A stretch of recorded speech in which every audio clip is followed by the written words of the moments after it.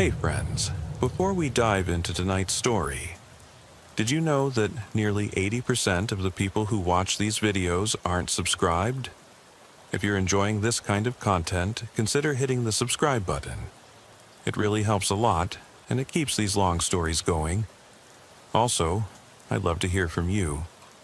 What time is it right now where you are, and which city are you listening from tonight? And if these stories help you sleep, feel free to tap the thanks button to support the channel. It truly means a lot. All right, let's get into it. It was 2:03 a.m. when the silent alarm tripped at the old convenience store on Willow Avenue. I was less than 2 minutes away, cruising past the deserted strip mall in my patrol car, headphones still dangling around my neck from the last radio check. The dispatcher's voice crackled through the static.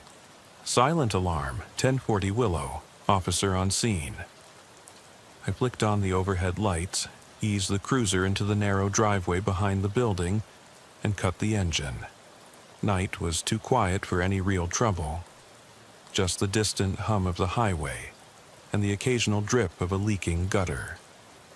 I stepped out, the cold air biting through my uniform as I retrieved my flashlight and radio. The exit signs were buzzing, their fluorescent glow rhythmically fading in and out, and the motion lights above the front door pulsed like a slow heartbeat. I announced myself on the radio again, voice low. Officer Parker on scene. Checking perimeter. I clicked off the mic, then walked the length of the building, flashlight beam dancing across cracked windows and faded out-of-service signs plastered on the front door.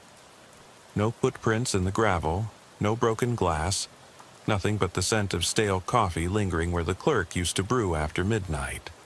I exhaled, tapped the doorframe with my knuckles. Locked. I half expected to find a sensor malfunction or some animal tripping the beam. That's all it ever was. Then, around back, I saw the open loading bay door. The metal flap was raised 3 feet off the ground, enough room for someone to slide through. My heart sped up. I flicked on the flashlight and crawled beneath the flap, pistol drawn now, voice steady. "Police, show yourself." Silence. No scurry of rats, no clatter of boxes, just my breath, the dry rustle of insulation, and the dim gleam of that warning sign above. Alarmed door, do not tamper. I eased forward, hand brushing against the cool concrete wall. The warehouse was layered in darkness, but for a single light suspended over a work table, flickering so slowly it felt like it might die at any moment. I clicked off the flashlight and switched to night vision on my goggles, the room becoming an eerie green haze.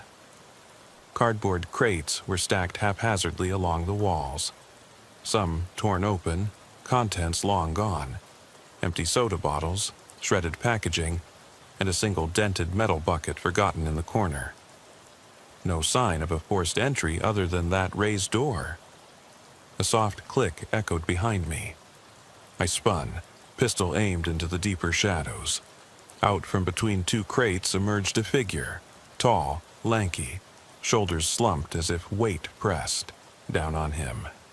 He wore a grubby jacket and his head hung low, face obscured. I pounded the floor with my boot, hands where I can see them. He froze. I switched off night vision, switched the flashlight back on, and caught his eyes. Sunken, glassy, darting with a cruel intelligence. He raised one hand, trembling, and pointed at me. His knuckles turned white around something in his grip. I stepped back, heart pounding. Drop it. But he only lifted the object slowly. It caught the beam, a slim, silver key. My brow knit. "What's with the key?" I asked. No reply. He tapped the tip of the key against the crate beside him, a metallic whisper that echoed in the silence, and then, softly, "It's theirs." I pressed my free hand to the radio mic. "Need backup at 1040 Willow. Possible trespasser armed with unknown object." The figure's head tilted, as if listening. His breath was ragged, shallow. I realized then that he wasn't standing fully upright, his legs bent inward, ankles turned. He moved oddly, like his body didn't trust his mind. He shifted weight from one foot to the other, key glinting. "Look," I said, voice low. "You and we can end this now. Just drop the key." He stared for a long moment. Then, in one fluid motion, tucked the key into his jacket pocket and raised both empty hands. Relief washed over me. I holstered my weapon to reach for cuffs. Cautious. Protocol. As I stepped closer, his eyes flicked to my sidearm and lingered. Something in his gaze reminded me of those calls we'd run years ago, the calls that felt off, that left a knot in my stomach. He shifted again, quiet as a cat, then turned on his heel and bolted deeper into the warehouse. "Stop!" I yelled, sprinting after him. The motion lights by the front door suddenly sputtered on, bright and harsh, illuminating a maze of crates and pallets. He ducked behind a stack, weaving between shadows. I could hear his ragged breathing, faster now. I rounded the final corner and there he was, crouched on the far side, backlit by the streetlight filtering through a high window. He held his hands out, palms up as if surrendering. I raised my flashlight, and what looked like thin metal rods clinked in his other hand, bundled together. My breath caught. "Drop them," I ordered. He didn't move. I stepped forward, radio dead silent. He studied me, expression blank, then whispered, almost breaking, "They told me to wait here." I blinked. "Who's they?" His head tilted, nostrils flaring, and he took a shaky breath as if trying to say more. The load of rods slipped from his fingers and tumbled across the concrete floor. Thin wires, maybe part of a sophisticated alarm system, cut in half. He sank to his knees, shaking so hard the metal squeaked beneath him. "I had to stop them," he said, voice trembling like ice cracking. "But they kept turning the lights off." That sent a chill down my spine. We're trained to think in threats, suspects, motives, but there was no weapon here, no clear danger, only a man broken by voices he seemed to hear. I reached out, hand hovering near his shoulder. "It's okay," I said, but my mind raced back to other calls. Officers calling in silent alarms at empty homes, kitchens smelling of fresh cooking, motion sensors tripped with no footprints. We chalked them up to animals, tech glitches. But what if there were people inside, hearing things we couldn't? The figure looked up, eyes glassy. "I just wanted to protect them," he whispered, jaw trembling. "But I shouldn't have cut the wires." Sirens sounded then, backup arriving. I moved to cuff him gently, guiding his hands behind his back. He didn't resist, but he didn't look at me either. He stared ahead at the blinking exit sign where the flicker seemed to speak in code. As they led him away, I knelt to gather the wires, tucking them into evidence bags. My chest felt tight. I radioed the dispatcher. "Subject in custody, no injuries, possible mental health crisis." The uniformed officer who rolled in asked if I was okay. I lied and said yes, but my stomach churned. Back in the cruiser, I sat for a long while, headlights off, engine idling. The warehouse lights blinked through the windshield, pulsing in the darkness. I tapped the side of my head, imagining the silence in his mind, the words he could hear that never came through my radio. The radio crackled. A routine check from dispatch about the next call. A false alarm at an empty school down the road. I drove off, siren silent, thinking how the wrong wires tripped a response that ended with a man in handcuffs. And what we never reported. His whispered reason, his fractured guilt, the moments his world stopped making sense. And I kept seeing my own flashlight reflection in those curved metal rods, unsteady, until I realized I had turned it off. I could feel the chill in the air before I even stepped out of the cruiser. It was 3:14 a.m. when the silent alarm at the old Edgewater storage warehouse lit up my dashboard. The call came through like any other. Alarm 2219 Industrial Drive. Officer to confirm. I parked under a lone floodlight that buzzed and sputtered, then killed the engine and grabbed my flashlight and radio.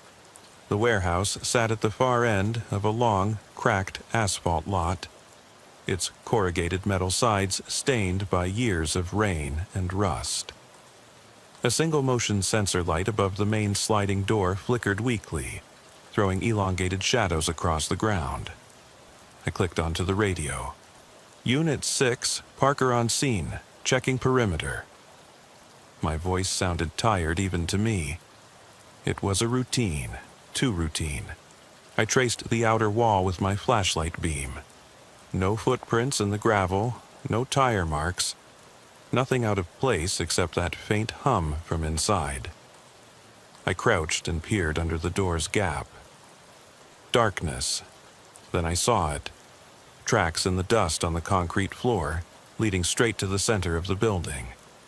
I slipped inside, flashlight sweeping over stacked crates, abandoned pallets, and a row of silent forklifts.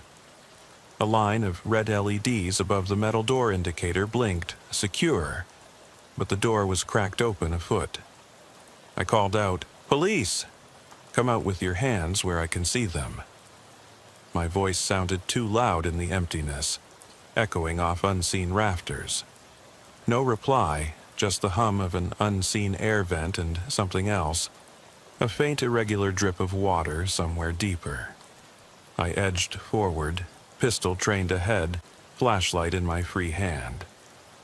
The beam caught a small pile of spare wires and connectors on a low workbench, bulbs of dried dust swirling in the light. Then I noticed the exit sign at the far end. Its power cable had been severed cleanly, dangling like a noose. Whoever came through here knew exactly what they were doing. My heart pounded. This wasn't a false alarm or a stray animal. I took 2 steps and froze. Something had shifted. A soft creak from my left, like a pallet settling under weight. I swung the flashlight beam and saw him, tall, thin, hunched over, as if folding himself smaller to avoid notice. He wore a grubby reflective vest, one of those security company throwaways. His eyes glinted in the beam, wide and unblinking. He held something in his hand that caught the light in sharp angles. "Show me your hands," I commanded, voice steady but breath coming quick. He tilted his head, clutching the object tighter. It was a small motion detector module, circuit board exposed, wires splayed like entrails. "It's theirs," he said softly, voice cracking. I lowered my pistol slightly. "Who's theirs?" I asked. He didn't answer. Instead, he lifted one foot and wiggled it, showing boots caked in dried mud. He tapped the module against his palm. "They said to protect it," he whispered. I holstered my weapon, moving cautiously. "I'm here to help, just set it down." He shook his head, coils of dark hair falling over his face. His vest rustled. No silent words. His phrase froze me in place, because it was the same thing I'd heard on another call, months ago, at an empty school gym. They watch with no blinking lights. I recalled the entry. Motion sensors tripped despite no one being there. I'd written it off, faulty wiring, but his words echoed.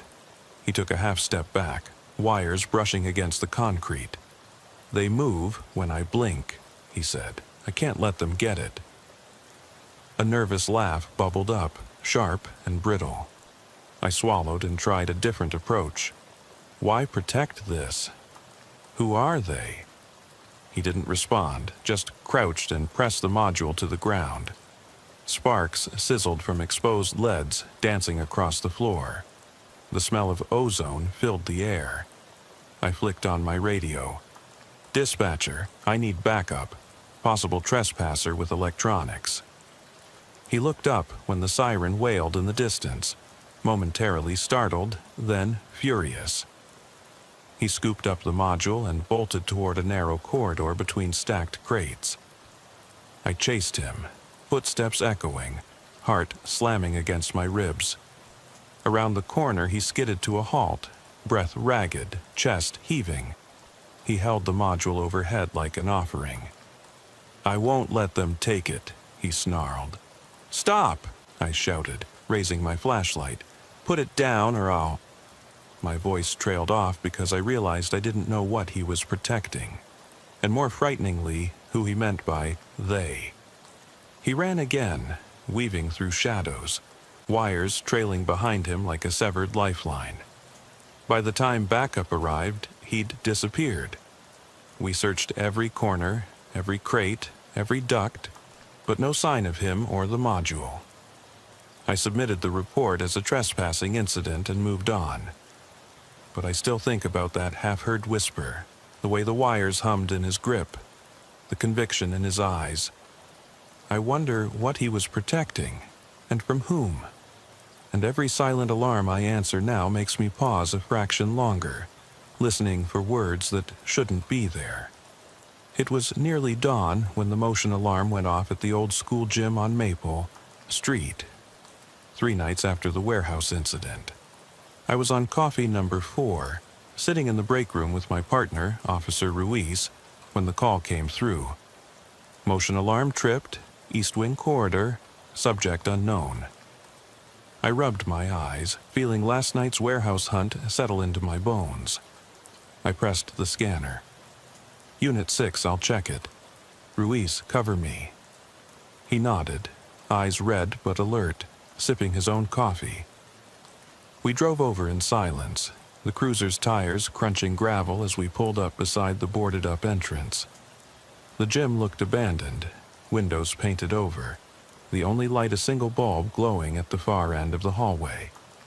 I grabbed my flashlight and pistol, my uniform coat snagging on the door frame as I slipped inside. The overhead lights had been disabled long ago, wires hanging like vines, and the emergency exit sign buzzed with intermittent life. I keyed the mic, checking East Corridor. Then I clicked it off and moved down the hallway, boots echoing against cracked linoleum. At the far end, the gym door stood ajar. I pushed it slowly. There was no break-in damage, just that soft red glow from the exit sign overhead. The basketball court was empty, the bleachers pulled in, and damp humidity clung to the air, smelling of mildew. I swept my light over the hardwood floor, then spotted footprints in the dust, barely visible, like faint ghosts. They led to the center of the court, where the student lockers stood against the wall, half open, doors swinging gently. I announced myself. "Police! Anyone here, stay where you are." No answer. I strained to hear anything beyond the hum of the light and my own breath. Then I felt it. A subtle vibration under my boots, like a low hum coming from behind the lockers. I edged closer, light aimed at the gap between 2 metal doors. My heart thudded. I shoved the door open. Inside was a cluster of wires taped to the back of the locker, leading into the wall behind. At the end of the bundle was a small motion sensor, its red LED blinking steadily. Whoever wired this had used the school's electrical conduit, tapping into live power. I pulled out a pair of cutters from my belt, standard-issue multi-tool, and clipped the wires. The LED died instantly. Relief flared, but as I stood up, the air shifted. Something flickered at the edge of the beam, a pale pair of legs stepping out from the shadow behind the bleachers. I leveled the flashlight. The figure was thin, wearing scuffed sneakers and old gym clothes, face turned away. I called out, "Freeze! Police!" He froze, then slowly turned, head tilted. For a moment, I couldn't see his face, just the flicker of light reflecting off something in his hand. I stepped forward, pistol drawn. "Drop it!" He held up a small, handheld radio, its antenna bent. He tapped the side, static crackling, then voice so faint I almost missed it. "They see me." My stomach dropped because I recognized that phrasing. "They see me," the way someone might whisper alarm codes in their sleep. I lowered the gun, but kept one hand on the grip. "Who are they?" I asked. He tilted his head, shoulders hunched so his entire body seemed to shrink toward the floor. "The lights?" He blinked twice. "They watch." I radioed Ruiz. "I have a subject. Mental health check, no aggression." My partner arrived then, flashlight sweeping. We approached from both sides, guns holstered but ready. The boy, if he was a boy, looked no more than 19, face pallid. He kept glancing behind him toward each exit as if expecting someone, or something, to slip through at any moment. "Sir, it's okay," I said gently. "We just want to help." He glanced at me, eyes wide, and then whispered, "I'm protecting them." I exchanged a look with Ruiz. "Protecting who?" He didn't answer. Instead, he raised the radio to his mouth and murmured, "You have to warn them." Then he dropped it, backing away toward the locker-lined wall. Every step rattled the thin metal doors. "Stop!"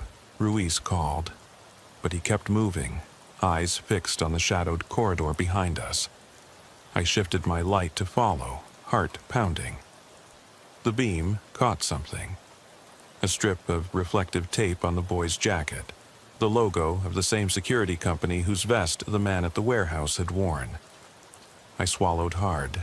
This wasn't a coincidence. "Officer Parker," I said quietly. "Remember the storage warehouse?" The subject had the same vest and talked about them. Ruiz nodded grimly. "Looks like part of a pattern." The boy reached the end of the corridor and turned the corner. I motioned for Ruiz to flank, but before we could move, he bolted down the hall toward the gym lobby. I sprinted after him, adrenaline flooding every nerve. The gym entrance was just ahead, doors boarded, windows dark. He skidded to a stop, chest heaving, leaning against the wall. His right hand dug into his pocket and pulled out a folded photograph. Edges worn, creased. He held it out. I grabbed the photo and unfolded it. It showed 5 faces, blurry but familiar. The faces of school staff, custodian, part-time security guard, vice principal, and 2 teachers. Underneath, someone had scrawled names. "They watch. Leave them be." My breath caught. I looked up. The boy's hands trembled. "He said they'd come if I cut the lines," he whispered. "He said I had to protect them." I examined him, gaunt cheeks, haunted eyes, and that same broken gait I'd seen at the warehouse. The 2 incidents were too close in pattern. Silent alarms, lone responders, whispered warnings about unseen watchers. I crouched next to him. "It's okay," I said. "We'll get you help. No one is coming." He blinked, voice wavering. "But they told me they were inside." His fingers curled around the photo, paper crumpling. I heard their voices. I radioed dispatch. "Need EMS and mental health crisis team at Maple Street Gym." Then I turned to Ruiz. "Secure the scene. I'll talk to him." My partner nodded, moving to block the corridor behind. I faced the boy again. "Look," I said softly. "I know you think you heard something, but you're safe now. You don't have to protect anyone." He flinched, eyes flicking toward the exit sign. The one light still hanging over the front door, buzzing softly, casting a sickly green glow. For a moment, we were both silent, listening to that hum, the distant siren of EMS approaching, and the echo of my own breath. He hugged the photo to his chest and sank to the floor, head bowed. As I kneeled beside him, I thought of the man at the warehouse and how I never did figure out what he was protecting. Now, here was another person trapped in the same fear, same compulsion, same whispered phrases I couldn't fully understand. I closed my eyes briefly, hearing my own voice in my head, tired and measured. They watch. You talk to me with no silent words. I opened them and met his vacant stare. "It's just us here," I said. "Just us." He looked up, tears gathering, voice barely audible. "I'm sorry." And for the second time in as many nights I realized I'd come for a false alarm, but found something far more broken, far more human, than any crime scene report could ever convey. I drove back to the precinct on autopilot, the gym incident still crawling under my skin, the boy's haunted stare, the way he clung to that photograph as though it was his last tether to reality. I couldn't shake it. My partner Ruiz offered to fill out the paperwork, but I asked to take the next call. Darkness felt safer than even the bright glare of overhead lights in the station. An hour later, as the sky turned a dull gray, the radio crackled. "Motion alarm, 412 Oak Ridge Lane." "Officer available?" I clicked in, Unit 6 en route. Oak Ridge Lane was a narrow dirt road that cut through farmland, lined with gnarled oaks whose branches interlocked like crooked fingers overhead. The rural calls were fewer, but when they came, I expected coyotes or a loose livestock gait, not this weight that had settled in my chest since midnight. By the time I arrived, dawn was bleeding through low clouds. The house was a modest ranch, white siding streaked with mildew. A single porch light glowed weakly, and a motion sensor light above flickered once as I pulled in. The yard was overgrown, grass tall enough to hide a body. I killed the engine, radio on, standby. No backup available. This was mine to handle. I stepped out, boots sinking into damp earth, flashlight and pistol drawn. The mist curled around my ankles. I announced my presence. "Police, Oak Ridge Lane. Anyone here?" Only silence answered. I circled the house, checking windows for broken glass, doors for pry marks. The back door was ajar, latch off its hinge. I steadied my breath. Inside, the air felt stale and cold, like the home had been sealed for weeks. My beam swept over dusty linoleum, peeling wallpaper, and a kitchen table littered with mail stamped weeks ago. No tripped sensors on a keypad. Someone had forced the door and shut the house's brains off at the breaker. I radioed dispatch. Possible forced entry. No visual on suspect. I moved through the living room into the hallway. The motion detector on the ceiling hung crooked, wires dangling. The sensor light was dead, but its red LED glowed faintly, as if the device itself was half alive. I flicked my flashlight onto it. It sparked, then died. Another silent alarm in my hand, powerless. I followed the hallway to the master bedroom door, cracked open. Inside, the bed was neatly made, nightstand symmetrical, lamps unlit. On the floor by the dresser, a series of muddy footprints led to the window. I knelt, shining my light. There, a single smear of dried blood on the windowsill. My pulse quickened. I called out softly, "If you're in here, keep your hands visible." No response. I cleared the dresser and found the wound. A shallow gash on the woman's porcelain vase, now shattered on the floor. They'd smashed it in the name of whatever they were after. I stepped outside for a breath, the mist thickening. Fields stretched on either side, empty barns sagging under years of neglect. I jogged around the house to the field side, heart hammering at each crunch of grass. At the south corner, I found the outline of a small shed, only the door ajar wide enough to slip through. I clicked off the flashlight and switched to night vision goggles. Still green haze, but better than nothing. My footsteps were silent in the shed's dirt floor. Inside, old tools lined the walls. Shovels, rakes, a rusted pitchfork. Then my light caught a shape in the center. A crude altar built of plywood planks, littered with broken electronics. Motion sensors ripped from their mounts, copper wires peeled, circuit boards splintered. Beneath the wreckage lay a worn teddy bear, its glass eye missing, stuffing poking through. My pulse stuttered. This was no random break-in. Someone had been here before me, dismantling every security device and leaving behind a grotesque shrine of wired corpses and childhood innocence. I swallowed hard, stomach turning. I reached for my radio, but a soft click made me freeze.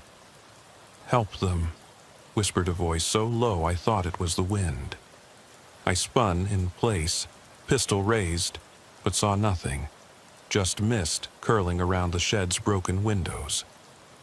I realized the voice had come from inside the teddy bear, the fabric twisted like lips. My throat tightened as I stared at it, heart slamming against ribs. "What am I supposed to do?" I called out, voice echoing hollow. No answer. I scanned the altar with my light. A row of nameplates hammered onto the wood, each bearing a neighbor's name, a child's bedroom light switch, a harmless listing that now felt ominous. Beneath each nameplate, a small dark stain streaked the plywood. I swallowed bile, breathing shallow. Somewhere behind the pile of sensors, something shifted. A slight rustle, a scrape of metal on wood. I edged closer, flashlight aimed at the back of the shed. Through the slats, I saw a pair of pale eyes staring at me from the farm field outside, unmoving. Then they blinked, twice, and disappeared. I yanked off the goggles, ready to fire, but nothing was there. Only the orchard beyond, shrouded in fog. The radio crackled from the cruiser, but each second felt like minutes. I hollered into the void. "I need backup. Possible intruder armed. Send EMT." No one answered. The line was dead. My finger hovered over the trigger. The shed felt alive around me, breathless with anticipation. I forced myself to step back. My reflection in the window pane was a pale stranger, pallid cheeks, haunted eyes where I once felt resolve. I strode out, breaking into a run, nearly tripping over the threshold. Once outside, I heard headlights approaching. Ruiz's cruiser, finally. I waved him down, relief flooding me. He got out, flashlight angled at the shed. "You okay?" he asked, voice low. "I think," I said. "But look at this." I led him inside. He scanned the altar, brows furrowed. "What the hell?" He touched the teddy bear, recoiling. "Someone set this up to scare us. Or warn us," I muttered. He shook his head. "We need to clear the rest of the property. You saw something out there?" I pointed to the orchard. Eyes pale, but I can't be sure. He radioed dispatch and took a position by the shed entrance. I circled the house, ushering out the startled homeowner who'd arrived behind us. She didn't say much, just clutched her robe, eyes wide as she saw the mess. I assured her we'd secure the scene and get her home soon. Inside the house again, I searched the bedrooms. Each window had been carefully opened, sensors ripped, wires severed. No sign of the intruder except that altar, that makeshift directory of names. I found a crumpled note on the nightstand, 5 lines scrawled in shaky script, matching the number of nameplates. The words, "Protect them from the Watchers." I dropped the note, lungs burning. Protect them. Whoever they were, they'd targeted this block, removing every device that might alert the world to their presence. Protect them from Watchers. It struck me then. Every location, the warehouse, the gym, now this farmhouse, alarms meant to keep intruders out had drawn the Watcher in. Ruiz found me in the hallway, flashlight in one hand, bloodless note in the other. "You okay?" he asked again. I exhaled, voice hollow. "I don't know. I keep expecting someone, something, to step out of the shadows. He placed a hand on my shoulder. "We'll get to the bottom of it." I nodded, though doubt churned inside me. As we waited for the crime scene unit, I stared at the broken teddy bear and evidence bag. Remembered the boy on Maple Street. Remembered the man in the warehouse who spoke of silent words. That day, reports would label it attempted breaking and entering, vandalism, maybe even a mental health arrest if we tracked down the culprit. But the truth, the way the voices crept between sensor wires, the way eyes blinked, at the edge of vision, would stay with me far longer. And as night descended again, I knew I'd never see a motion sensor the same way. I packed up, leaving the altar behind for technicians, but carried the note with me. 5 names, 5 warnings, 5 people I'd saved from watchers I couldn't see.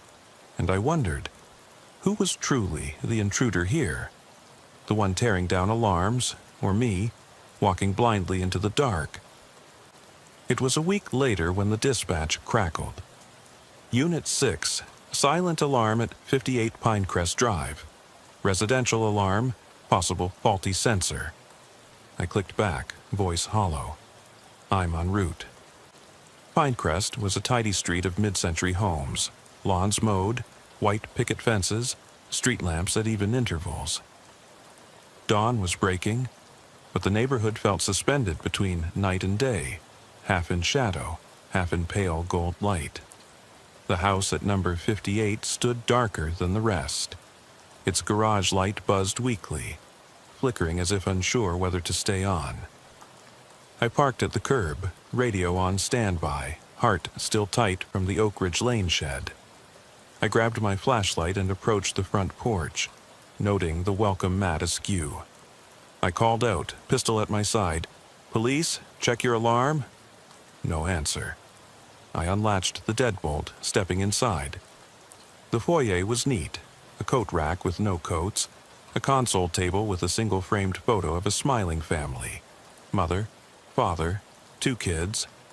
The oil lamp on the piano bench had been overturned, wax pooled on the floor.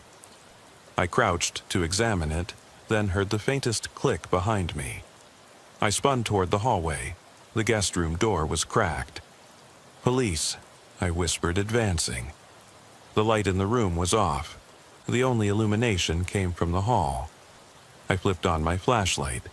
The bed was made, but the sheets were stained, something dark and sticky. A child's teddy bear lay face down on the floor, one eye missing.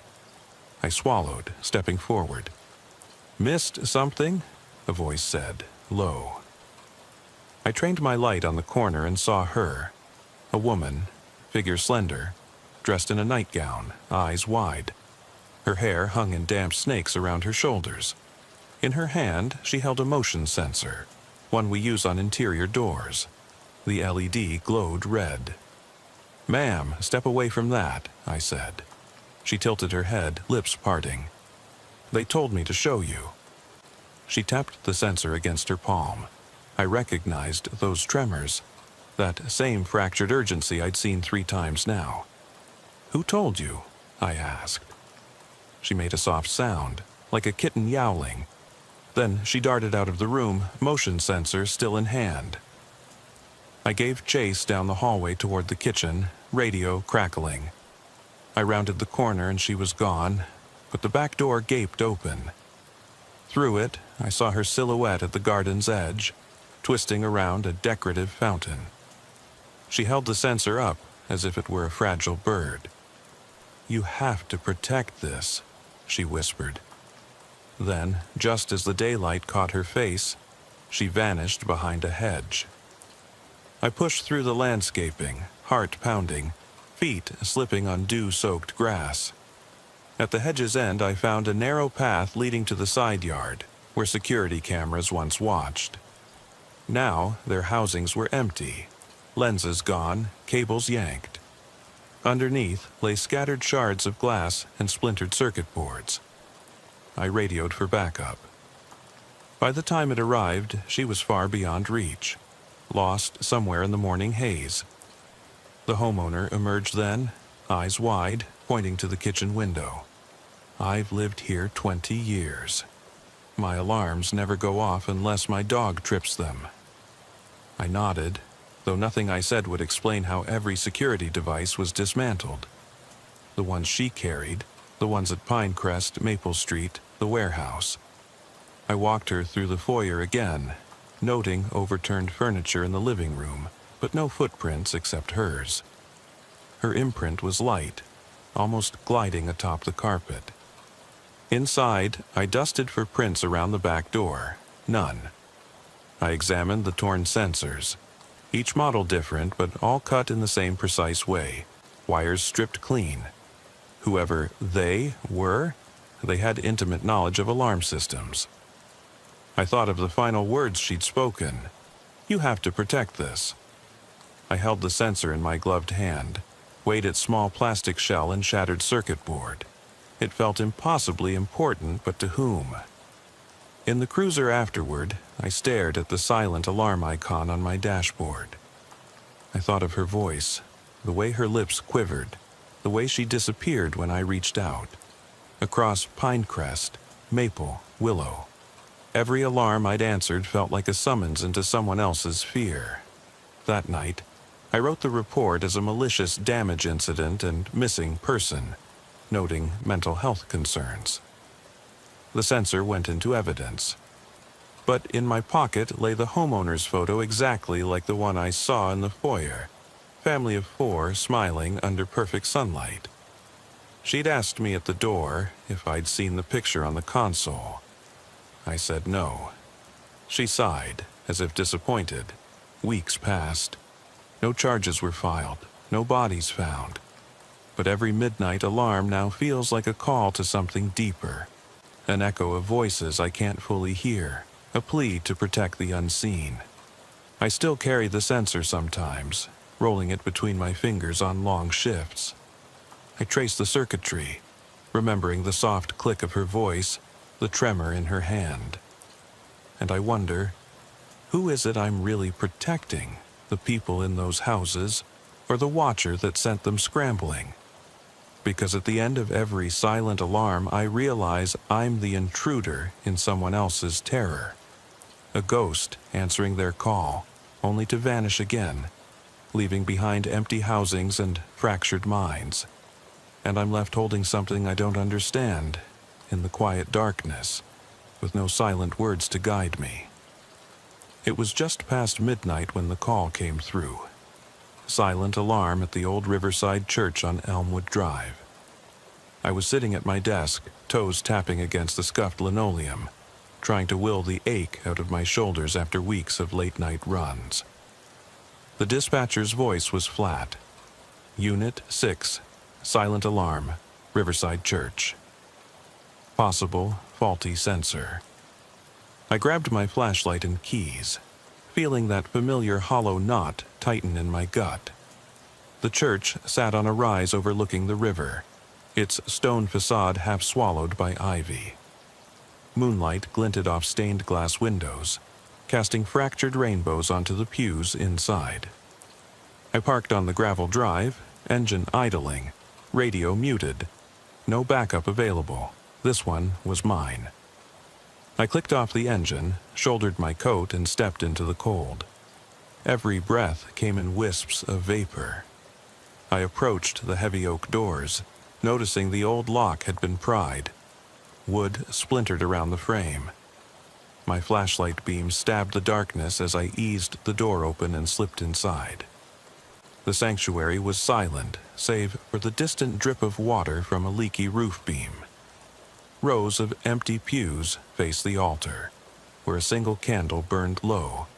Wax pooled like tears on the stone floor. I swallowed. Why was that candle lit? I swept the light upward, catching flickers in the glass above, shadows dancing across the crucifix. I stepped forward, pistol unholstered, flashlight sweeping side aisles. No footprints on the tiled floor, no scattered hymnals, nothing out of place except that candle. I knelt by it, careful not to snuff the flame. A scrap of paper lay beneath. One word, handwritten in jagged script. Listen. I I tucked the note into my coat pocket, rising slowly. Footsteps, a soft scuff, echoed behind me. I spun, light cutting through the gloom. There he was, the same man from the warehouse. His hair was longer now, unkempt, eyes sunken. He wore that same reflective vest, stained and frayed, and clutched a length of security cable, almost like a noose. He stared at me, mouth open as if to speak, but no sound came. "Drop it," I said, voice tight. He didn't move. I took a step forward. "Who are you protecting?" He tilted his head, wires jangling. Then, in that hollow voice, he whispered, "They need their voices." My heart thudded. "Their voices?" He nodded, slowly, then tapped the cable against the floorboards, and the sound echoed like a distant gasp.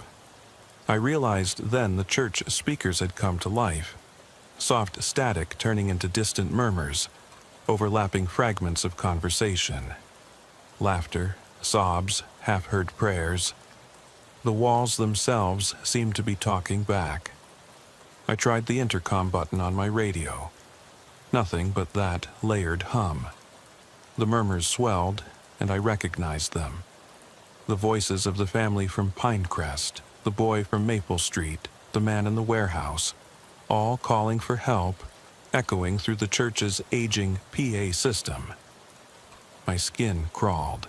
He raised the cable as if to tie it to the pulpit rail, then glanced at the flickering exit signs. "I can't let them take it away," he said, voice breaking. The wires in his hand pulsed with static as though alive. I moved cautiously toward him. "You don't have to do this," I said. "Let them go." He leaned forward, eyes wild. "They're inside the walls. They need to speak." He clipped one end of the cable to the pulpit and tugged it, testing tension. The murmurs quieted, then all at once stopped, like a radio switched off. The silence that followed was thicker than any noise. I pressed the barrel of my gun against his chest. "Listen to me. No more alarms, no more wires. This ends now." He looked past me, eyes fixed on the altar's shadow. Then, "They'll never rest until they're heard." He backed toward the pulpit rail, pulling the cable tight. I took a deep breath, heart drumming. "Officer coming through," I said softly. "I'm here to hear them." He hesitated, shoulders quivering. The cathedral hush pressed in, as if the entire building held its breath. I lowered my weapon slowly and reached out. He flinched, but didn't move away. I placed a hand on the cable, feeling the electric hum under my glove. "Tell them I'm listening," I said, voice gentle. He stared, tears pooling. "Tell them." He trailed off, tension draining from his body. His shoulders slumped. He let the cable go, and it fell limp to the floor with a hollow clatter. The murmurs began again, soft, clear this time. A mother's lullaby, a child's laughter, a man's sorrowful confession. The candle flame flickered, and the church filled with light. He sank to his knees, weeping silently as the voices spoke and spoke. Confessions, regrets, pleas for forgiveness. I stayed beside him, flashlight trained on the cable, watching as he folded into himself, the burden lifting. For the first time all night, I felt less like an intruder and more like a listener, bearing witness to something no report could capture. Backup barreled in then, lights flashing, voices calling, but I held up a hand. "Not yet," I said. "Let them finish." The murmurs faded. The candle sputtered, then died, plunging the sanctuary into dim moonlight. He looked up at me, face streaked with tears. "Thank you," he whispered. I offered him my hand. "Come on," I said. "Let's go home." As I led him outside, the church stood silent once more, its stones washed in pale dawn. In my pocket, I kept the scrap of paper, "Listen," and I thought, Sometimes the alarms we answer aren't warnings of danger. They're calls for understanding, echoes of lives we never knew. I drove away from Riverside Church in near silence, the cruiser's engine a low hum beneath my thoughts. Dawn had broken fully by the time I pulled back into the station parking lot, pale light slanting across empty patrol cars and the chain-link fence. I killed the engine and sat for a long moment, hands resting on the wheel, replaying the night's events. The candle lit in the dark sanctuary, the man I'd first met at the warehouse now kneeling beside me in confession, the chorus of whispered voices filling those vaulted ceilings. I felt drained, untethered, like I'd spent the night casting my own shadow across others' fears. When I finally stepped out, my legs protested with every movement. The station lights flickered overhead as I trudged inside, uniform coat damp from the morning mist. I met Ruiz in the briefing room. He'd stayed late on paperwork and offered a nod that I hoped conveyed both gratitude and apology. He closed his folder, eyes unreadable. "You okay?" he asked softly. I shrugged, letting the question hang there. Silence, then. "Get some rest if you can. I'll take the watch." I left my gear with him, then climbed the stairs to my locker. In the metal drawer lay the scrap of paper from the church, "Listen," and the motion sensor from Pinecrest, all wires and dull LEDs. I'd tucked them into my pocket during a moment of absent-minded fear, then forgotten until now. I stared at those items as if they were talismans, proof that something else had happened beyond my reports. I folded the note carefully, slid it inside my fatigue jacket, zipped the pocket. The sensor came home too, nestled beside my badge case. That afternoon, sunlight slanted into my small apartment as I walked through the front door. I flicked on the lamp and sat on the edge of my bed, uniform hanging from the chair back. I stared at the sensor in my hand, tracing the etched plastic with a fingertip.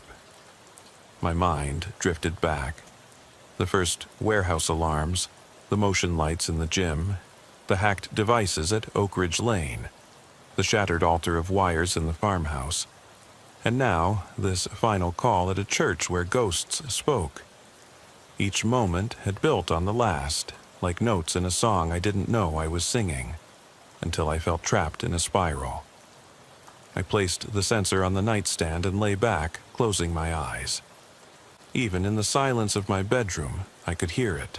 The soft, mechanical click of motion detectors, the hiss of voice static, that single word thrown at me in the foyer. Listen. A low vibration pulsed at the base of my skull, urging me to lean in, to tune the frequencies only they could speak. Sleep came in fits. I woke at 2:03 a.m. exactly, muscle memory. My mind conjured that same dashboard alarm light, blinking red. Dream or memory, I couldn't tell. I saw the reflective vest, tangled wires, candle flames, and the boy's photograph fluttering in windless air. I bolted upright, sweat slicking my chest. I reached out for the sensor on the nightstand, heart pounding, only to find the empty wood beside me. I sat in darkness, gasping until my pulse slowed. By morning, I'd resolved to turn the sensor in as evidence, to erase the physical reminders, and let the reports stand on their own. I dressed in quiet frustration, slipped the device into an evidence bag, and delivered it at the station. The clerk took it without a word. It vanished into the property room, catalog number decades from now. But that night I found myself slipping into habit, checking alarm logs on the laptop, clicking through timestamps looking for anomalies. I watched the trail of calls. 2:17 a.m. at Willow Avenue, 3:14 at Industrial Drive, 6:02 at Maple, Street 908 at Oak Ridge Lane, 11:53 at Pinecrest Drive, 1:07 at Elmwood Church. No obvious pattern until I overlaid them on a map, a spiral growing outward from the center of town. Each point connected by a line that curved, never repeated. I drew it by hand, pencil trembling, then stopped when the last line seemed to point directly at my apartment. I closed the laptop and stepped away, unsettled by how neatly the spiral encircled my own world. My world, the one I thought I was protecting by answering silent alarms, had been built around these calls, each a distress beacon from someone terrified, someone broken by voices only they could hear. But what if I'd misinterpreted everything? What if I hadn't been saving them, but answering an alarm that was never theirs to trigger? A week later, I found myself back in uniform, headlamp strapped under my cap, driving out to a newly installed sensor at the old mill on Highway 12.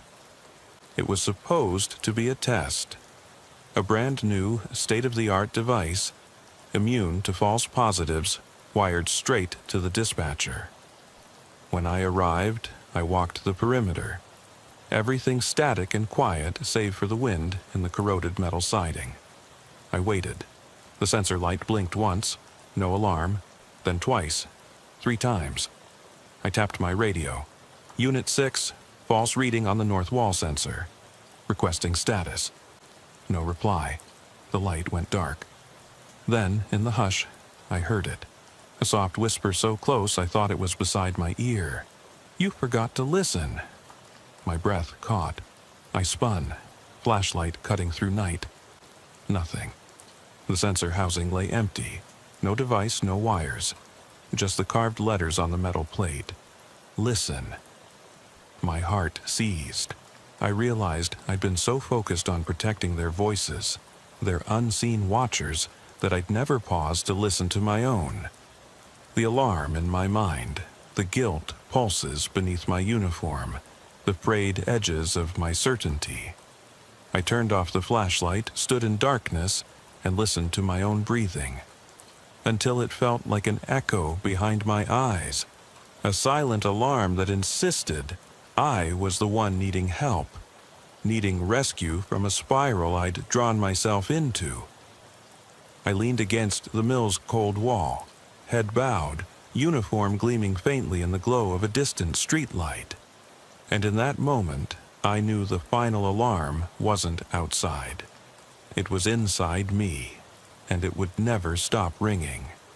I hadn't slept much after that night at Riverside Church. The realization that the final alarm rang inside me stayed front and center. Its pulse was the ache in my chest, the flicker behind my eyes whenever I closed them. A week passed in a blur of paperwork I barely remembered and shifts I couldn't stay awake for. I drove patrol with the radio off, listening only to my tires on wet pavement, my own slow breathing through the ventilation system. Every time I passed a blinking light or a motion sensor housing on someone's home, I felt its eyes on me. Then the call came at 4:12 a.m. on a Tuesday morning. Unit 6, repeat alarm at 2219 Industrial Drive. Warehouse sensor tripped again. My stomach pitched. That was the site of the first call, the warehouse where the man with the silver key vanished into the shadows. I didn't want to go back, but I couldn't refuse. My partner was off. I was solo on the truck. I flicked on the siren for the first time in days, half hoping it would wake me from this nightmare. When I arrived, the warehouse loomed under a swollen, dark sky. Its corrugated sides were slick with rain, and the lot was empty, save for the puddles catching the glow of the security light overhead. The same single floodlight buzzed and sputtered, limping on as if it, too, was reluctant to witness whatever happened next. I parked, unholstered my pistol, and clicked on the flashlight.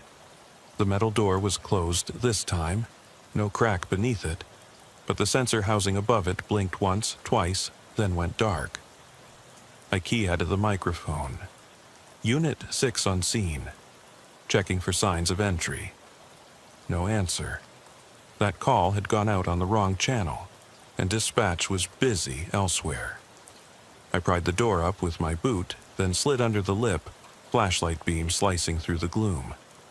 The warehouse was unchanged, stacked crates, forklifts parked as if abandoned mid-shift, and that lonely work table in the center with its single light flickering. But something felt different. The air was heavy, as if thickened by anticipation. I swept my beam across the floor. No footprints at the entrance. I traced the tracks I remembered. A single line of dusty footprints that led to the far wall where the loading bay door had been ajar last time. My heart hammered. I moved slowly, scanning, recalling every detail from 6 nights ago. When I reached the back, I saw it. The door was open again, but wider, enough for someone to move in or out without ducking. I paused at the threshold, breathing shallow. In the corner by the hydraulic frame, I spotted a coil of wire lying in a loop, same gauge as a security cable, but cut neat, the ends scorched black. I knelt, running a finger along the melted plastic, trying to remember when I'd last felt so cold. The warehouse light flickered overhead and died, plunging me into near darkness.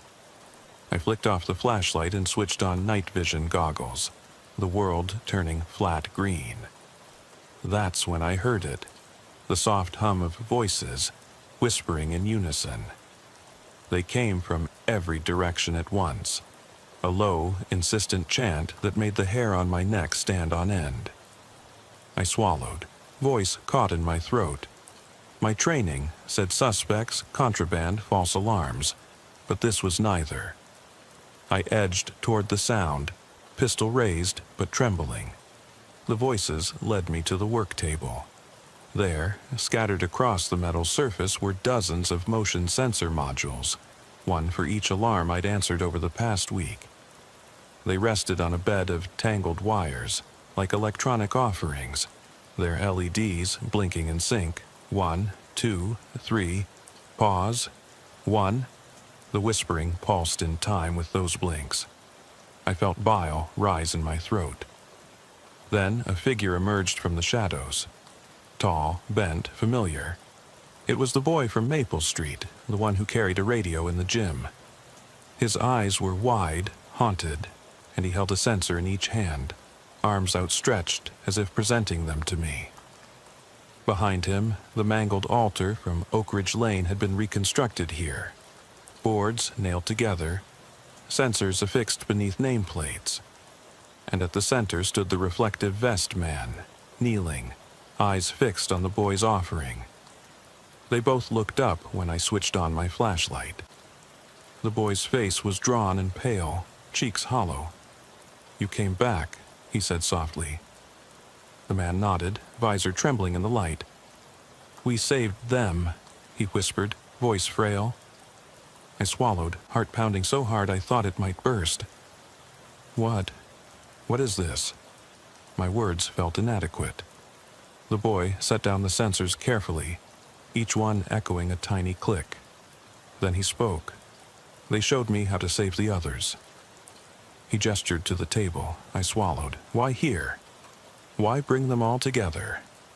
The man rose slowly, hands still trembling. "Because now you listen," he said. "You saved their voices." The chant rose again, louder now, and I realized it was my voice. The recordings of me calling for help, radio check, reporting sensor trips, spliced and looped, echoing from hidden speakers in the rafters.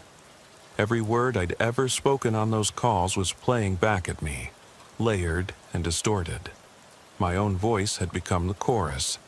Fear slammed into me. This wasn't a warning. It was a reckoning. The boy took a step forward, holding out one sensor. "Place this," he said, pointing to a spot at my feet by the man's vest. I knelt, heart in my throat, and laid the device on the concrete floor. As I did, the man reached out, slipping his hand around mine, guiding me to connect its wires. Sparks sizzled where the contacts met. I felt a jolt, not of electricity but of recognition. like flipping a switch inside myself. The chanting stopped. The LEDs blinked off. Silence crashed over me so fiercely I stumbled backward. The boy and the man looked at each other, then back at me, faces calm, relieved. "They can rest now," the man said, voice stronger. I stood and backed away, flashlight shaking in my hand. Who are they?" The boy's lips curved in a small, sad smile. "Neighbors," he said. "They needed you to hear." Then, as I watched in disbelief, the two of them turned and walked deeper into the shadows, fading until they were gone, leaving the warehouse empty once more.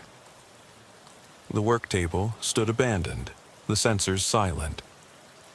I crouched and gathered the modules, tucking them into my jacket as evidence, but they felt weightless. Outside, the floodlight buzzed back to life and the warehouse doors clanged shut behind me, sealing whatever had just transpired into darkness. When I reached my cruiser, hands still trembling, I called dispatch. Unit 6, Code 4, no further assistance needed. My voice sounded hollow, a ghost in my own radio channel. I sat, taking deep breaths, trying to steady my racing heart.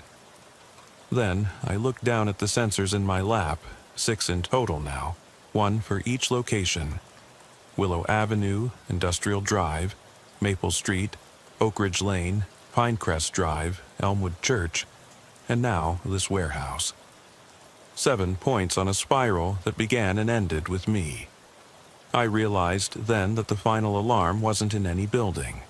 It was inside me, an echo of every call, every failure, every desperate plea to understand what lay beyond a false alarm. And now, with every device gathered, the spiral was complete. I started the engine and drove away, headlights carving through fog, sensors pressed against my chest. I didn't know where I was headed, home, the precinct, somewhere in between.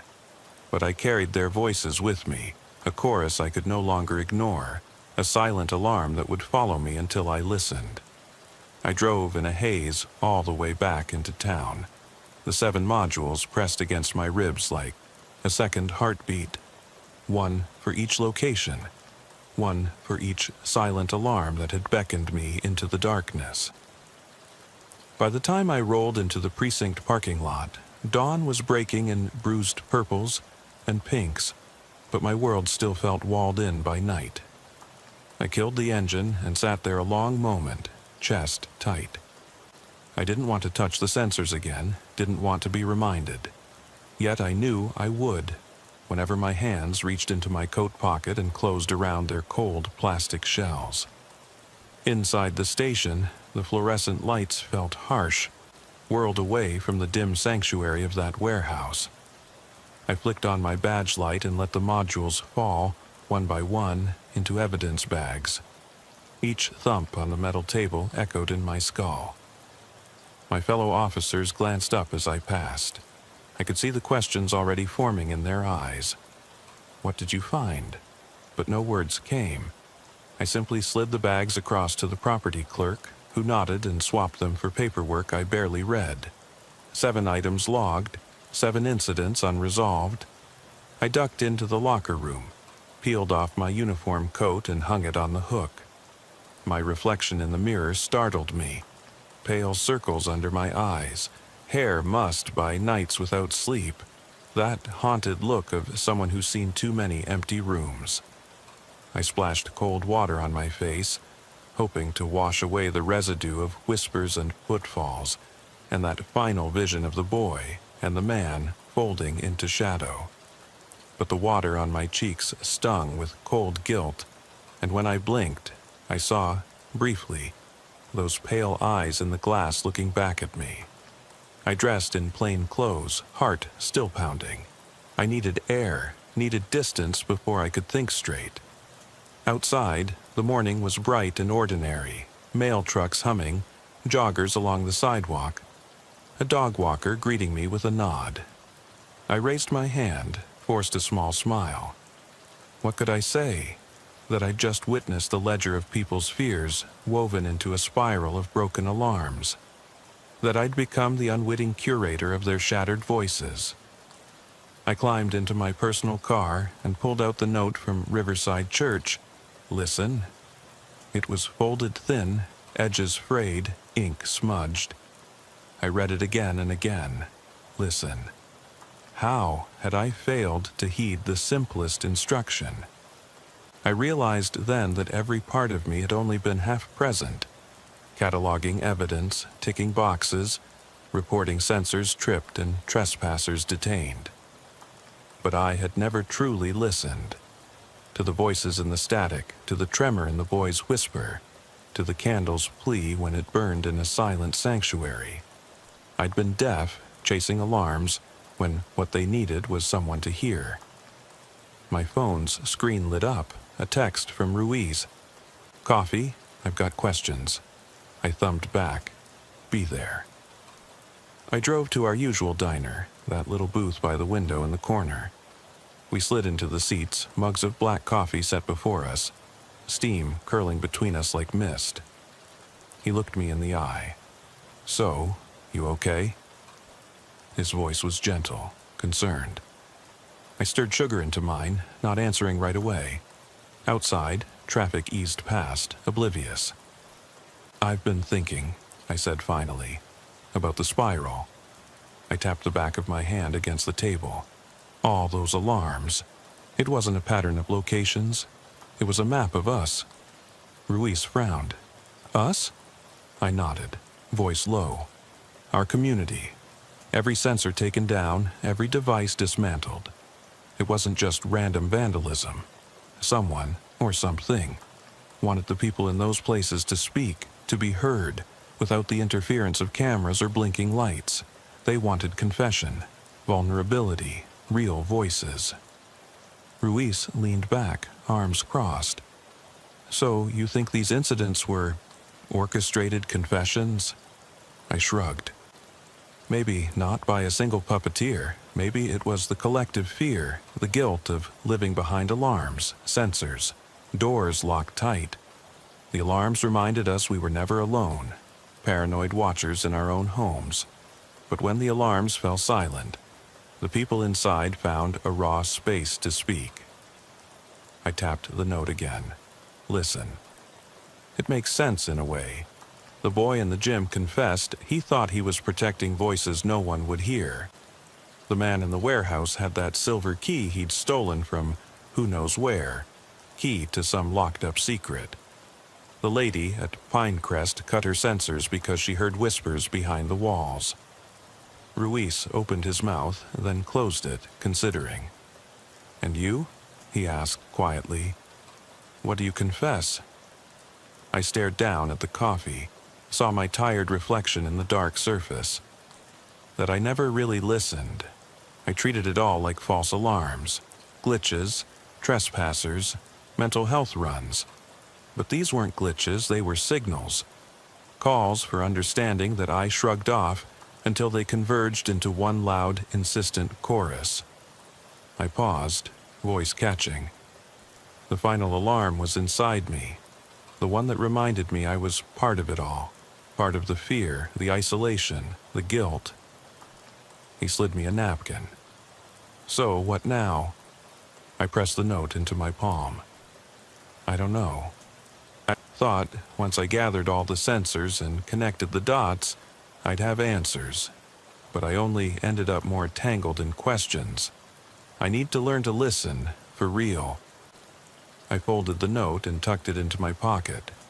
We drank our coffee in silence, letting the morning pass. Then he said, "You'll figure it out, you always do." I nodded, uncertain. The diner's door chimed as customers came and went, mundane and unremarkable. But I saw the world differently now. A place of hidden voices, of alarms not meant to warn, but to free. Of people desperate to speak their truths without glass and metal between us. I left a cash tip, and we walked out into the sunshine. I felt the weight of that last sensor jammed in my pocket, the note folded flat beneath my keys. I slipped behind the wheel, started the car, and paused. In the rearview mirror, I saw the reflection of the diner's window, the people gathered inside, none of them aware that they too might carry silent alarms beneath their skins. I exhaled and turned onto the street, engine rumbling. It was almost noon.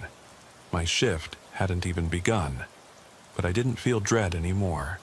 I felt something else, a cautious hope. Maybe listening was enough. Maybe that small act could untangle the spiral. Maybe the final chapter wasn't written yet. I straightened my jacket, gripped the steering wheel, and drove toward home, knowing I'd have to return to those places.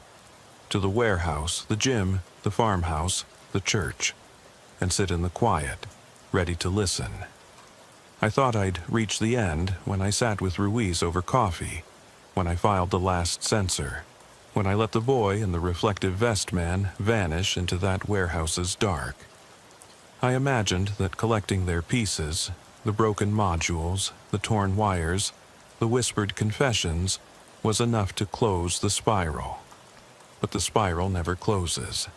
It coils tighter inside you long after the alarms stop, and all you have left are echoes. That evening, after my shift finally ended, I went back out alone.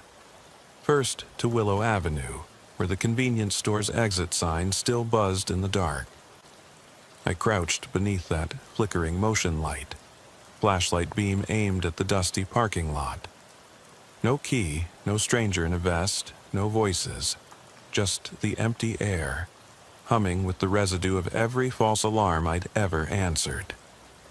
I knelt in the gravel, listening for anything beneath the chirp of insects and the distant roar of traffic. I felt ashamed that I'd believed the spiral could be solved on paper, that the answers lay in reports and maps.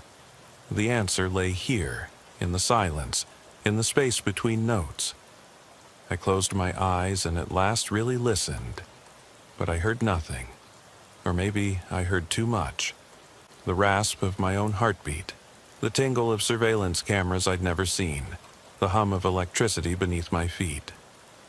Next, I drove to Industrial Drive, the warehouse, though they'd sealed it up.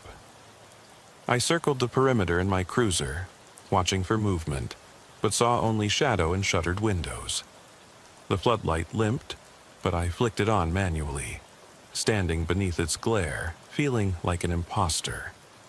I remembered the coil of wire, the module lit in that corner, the hush of static voices urging me on. There was no module now, only metal siding and my breath in my ears. I raised my hand and smacked the siding. "I'm listening," I whispered. The metal vibrated under my palm, as if a giant unseen heart beat behind it. I heard the hollow thud of boots inside, my boots, and traced the echo to a single boarded-up window. I pressed my ear to the boards. No whistle of wind, no ghostly confessions, just my reflection in a lone shard of glass, distorted and pale. I pulled back, repelled and relieved. By midnight, I was back on Maple Street, slipping into the corridors of that empty school gym. The lockers stood sentinel, though their wires were long since snipped and carted away. I ran a hand over each metal door, searching for grooves, for faded scratch marks, for something to tether me to human presence. My fingertips found tiny dents, maybe from a nervous knuckle, maybe from a fist pounding, maybe from someone who listened too hard. I knelt at the center of the court, flashlight down, watching the beam circle like a slow lighthouse sweep. I spoke aloud. "I'm here. Speak if you want." My voice roamed the rafters. An echo answered, but it came from inside me, a soft loop of my own words playing back, cobbled together from my radio log. I shut my eyes against the sound, but it slipped through bone and muscle until it felt like a chant, and I realized I was both listener and voice, watcher and watched. I scrambled to my feet, heart slamming, and fled the bleachers, breath rattling like broken glass. I hit Oak Ridge Lane next, the farmhouse, The altar of shredded sensors and that damned teddy bear turned shrine. I walked the yard slowly, boots sinking into damp grass, staring at the foundation where footprints encircled and vanished. No tools, no altar, just broken. Concrete and weeds clinging to metal stakes. I brushed dirt aside and found a single copper wire, half buried, still hot to the touch. It hummed in my hand. I wrapped it around my finger, careful of the burn, and felt a vibration, like a soft pulse, under my skin. It was the sound of 100 alarms I'd never heard, all tripped at once, all crying out. And me, the constable, the confessor, standing mute. Pinecrest Drive was easier. I walked the porch, tapping dead latches and peering through curtained windows. The resident greeted me at the door, surprised, anxious, the same look I'd seen on the boy, on the man, on the woman. I said, "I'm here to listen." He stepped back, confusion flickering, and I saw fresh wires taped to the framework, leading into the wall. They decomposed, frayed. He hadn't removed them all. They led to a hidden crawl space beneath the floorboards. I pried a board up and leaned in, wind rushing past me through damp soil. Inside was a small wooden box, lid cracked, filled with Polaroids. Photos of me responding to calls, one for each alarm location. My face in the beam of a flashlight. My name printed on each border. He'd been collecting me as much as I'd been collecting him. I scraped a hand through the box, lifting each photo as if reading a confession. He cried quietly behind me, and I turned, putting a hand on his shoulder. He sobbed, "I just wanted you to hear me." By now, it was close to 5 a.m. I knew I had one final stop, the church. Riverside Church, where the voices had finally broken loose through the speakers. I drove there deliberately, storm clouds gathering, wind pushing rain into my windshield. The doors swung open when I pressed them, as though expecting me. Inside, the pews were empty, the altar dark. The microphone and speaker system lay dismantled on the chancel steps, wires gaping from the walls like veins. I stepped forward, flashlight sweeping the stained glass. Each panel showed a face from those photographs. A custodian, a teacher, a mother, a father, a boy, a man, a woman. The glass was shattered in places, as if light itself refused to pass through. I crouched and touched the fragments, bleeding my fingerprints across holy images. Then the soft drum of footsteps from behind. I turned to see a figure in the moonlight. Me. Another me, mirrored, wearing my uniform, carrying a flashlight. He nodded, calm. "You listened," he said. I swallowed, heart seized. "I did," I replied. He stepped forward and placed a sensor in my hand. One more, though I thought there were only 7. Its LED flickered weakly. "This is the last," he said. "But the final alarm is yours alone." He faded then, dissolving into shadow, leaving me clutching that sensor, its light pulsing in my palm. The church door banged shut somewhere behind me. I walked into the rain, leaving that sensor on the stone steps, its flickering glow swallowed by darkness. I didn't wait to see if it died. I stepped into the night and let the wind wash over me, cold and fierce. In my mind, I still heard the whispered chorus, not from them, but from myself, reminding me that every alarm, every call, every silent plea was part of the same song. A song about fear and guilt, about isolation and confession, about needing someone to really listen. I realized then that the spiral wasn't meant to close. Its purpose was to open me up, to break me in half until I could no longer hide behind my uniform, my reports, my codes. The watchers had done their work, and so had I. As the rain soaked through my coat, I felt it. The weight of every silent alarm I'd ever answered. Every voice I'd ignored, every confession unrecorded. It settled in my bones, an unending echo behind my chest, a pulse that would never still. It was 2:03 a.m. The console glowed with that familiar red blink. Silent alarm, rear service door breach. Dispatch had flagged it as likely false. The station had been closed for weeks, boarded windows and all. But I'd learned early not to assume anything at night. I'd been on the road for 10 hours already, and by then, every false alarm felt like a trap. The highway behind me hummed with distant traffic, headlights tracing the horizon like slow ghosts. I switched on the overheads and eased onto the gravel, boots crunching once as I stepped out. The wind was mild, carrying the stale scent of fuel from the pumps. One flickering bulb above the storefront cast a shallow pool of gold across cracked concrete. The rest of the station was painted in shadows, half lit at best.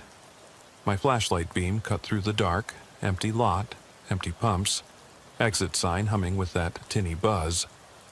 I checked my watch again, 2:05 a.m. I radioed dispatch, voice low. Code 2 response. No footprints in gravel, doors locked from inside. No reply. They'd done with me until the next alarm. I walked toward the back door, flashlight grazing the peeling paint, the warped wood beneath. Motion sensor light pulsed overhead, but refused to stay on like a hiccup. I tapped the handle. Locked. No pride marks, no scrape of metal. If someone had forced entry, they'd come prepared. I circled the building's perimeter, eyes on the windows.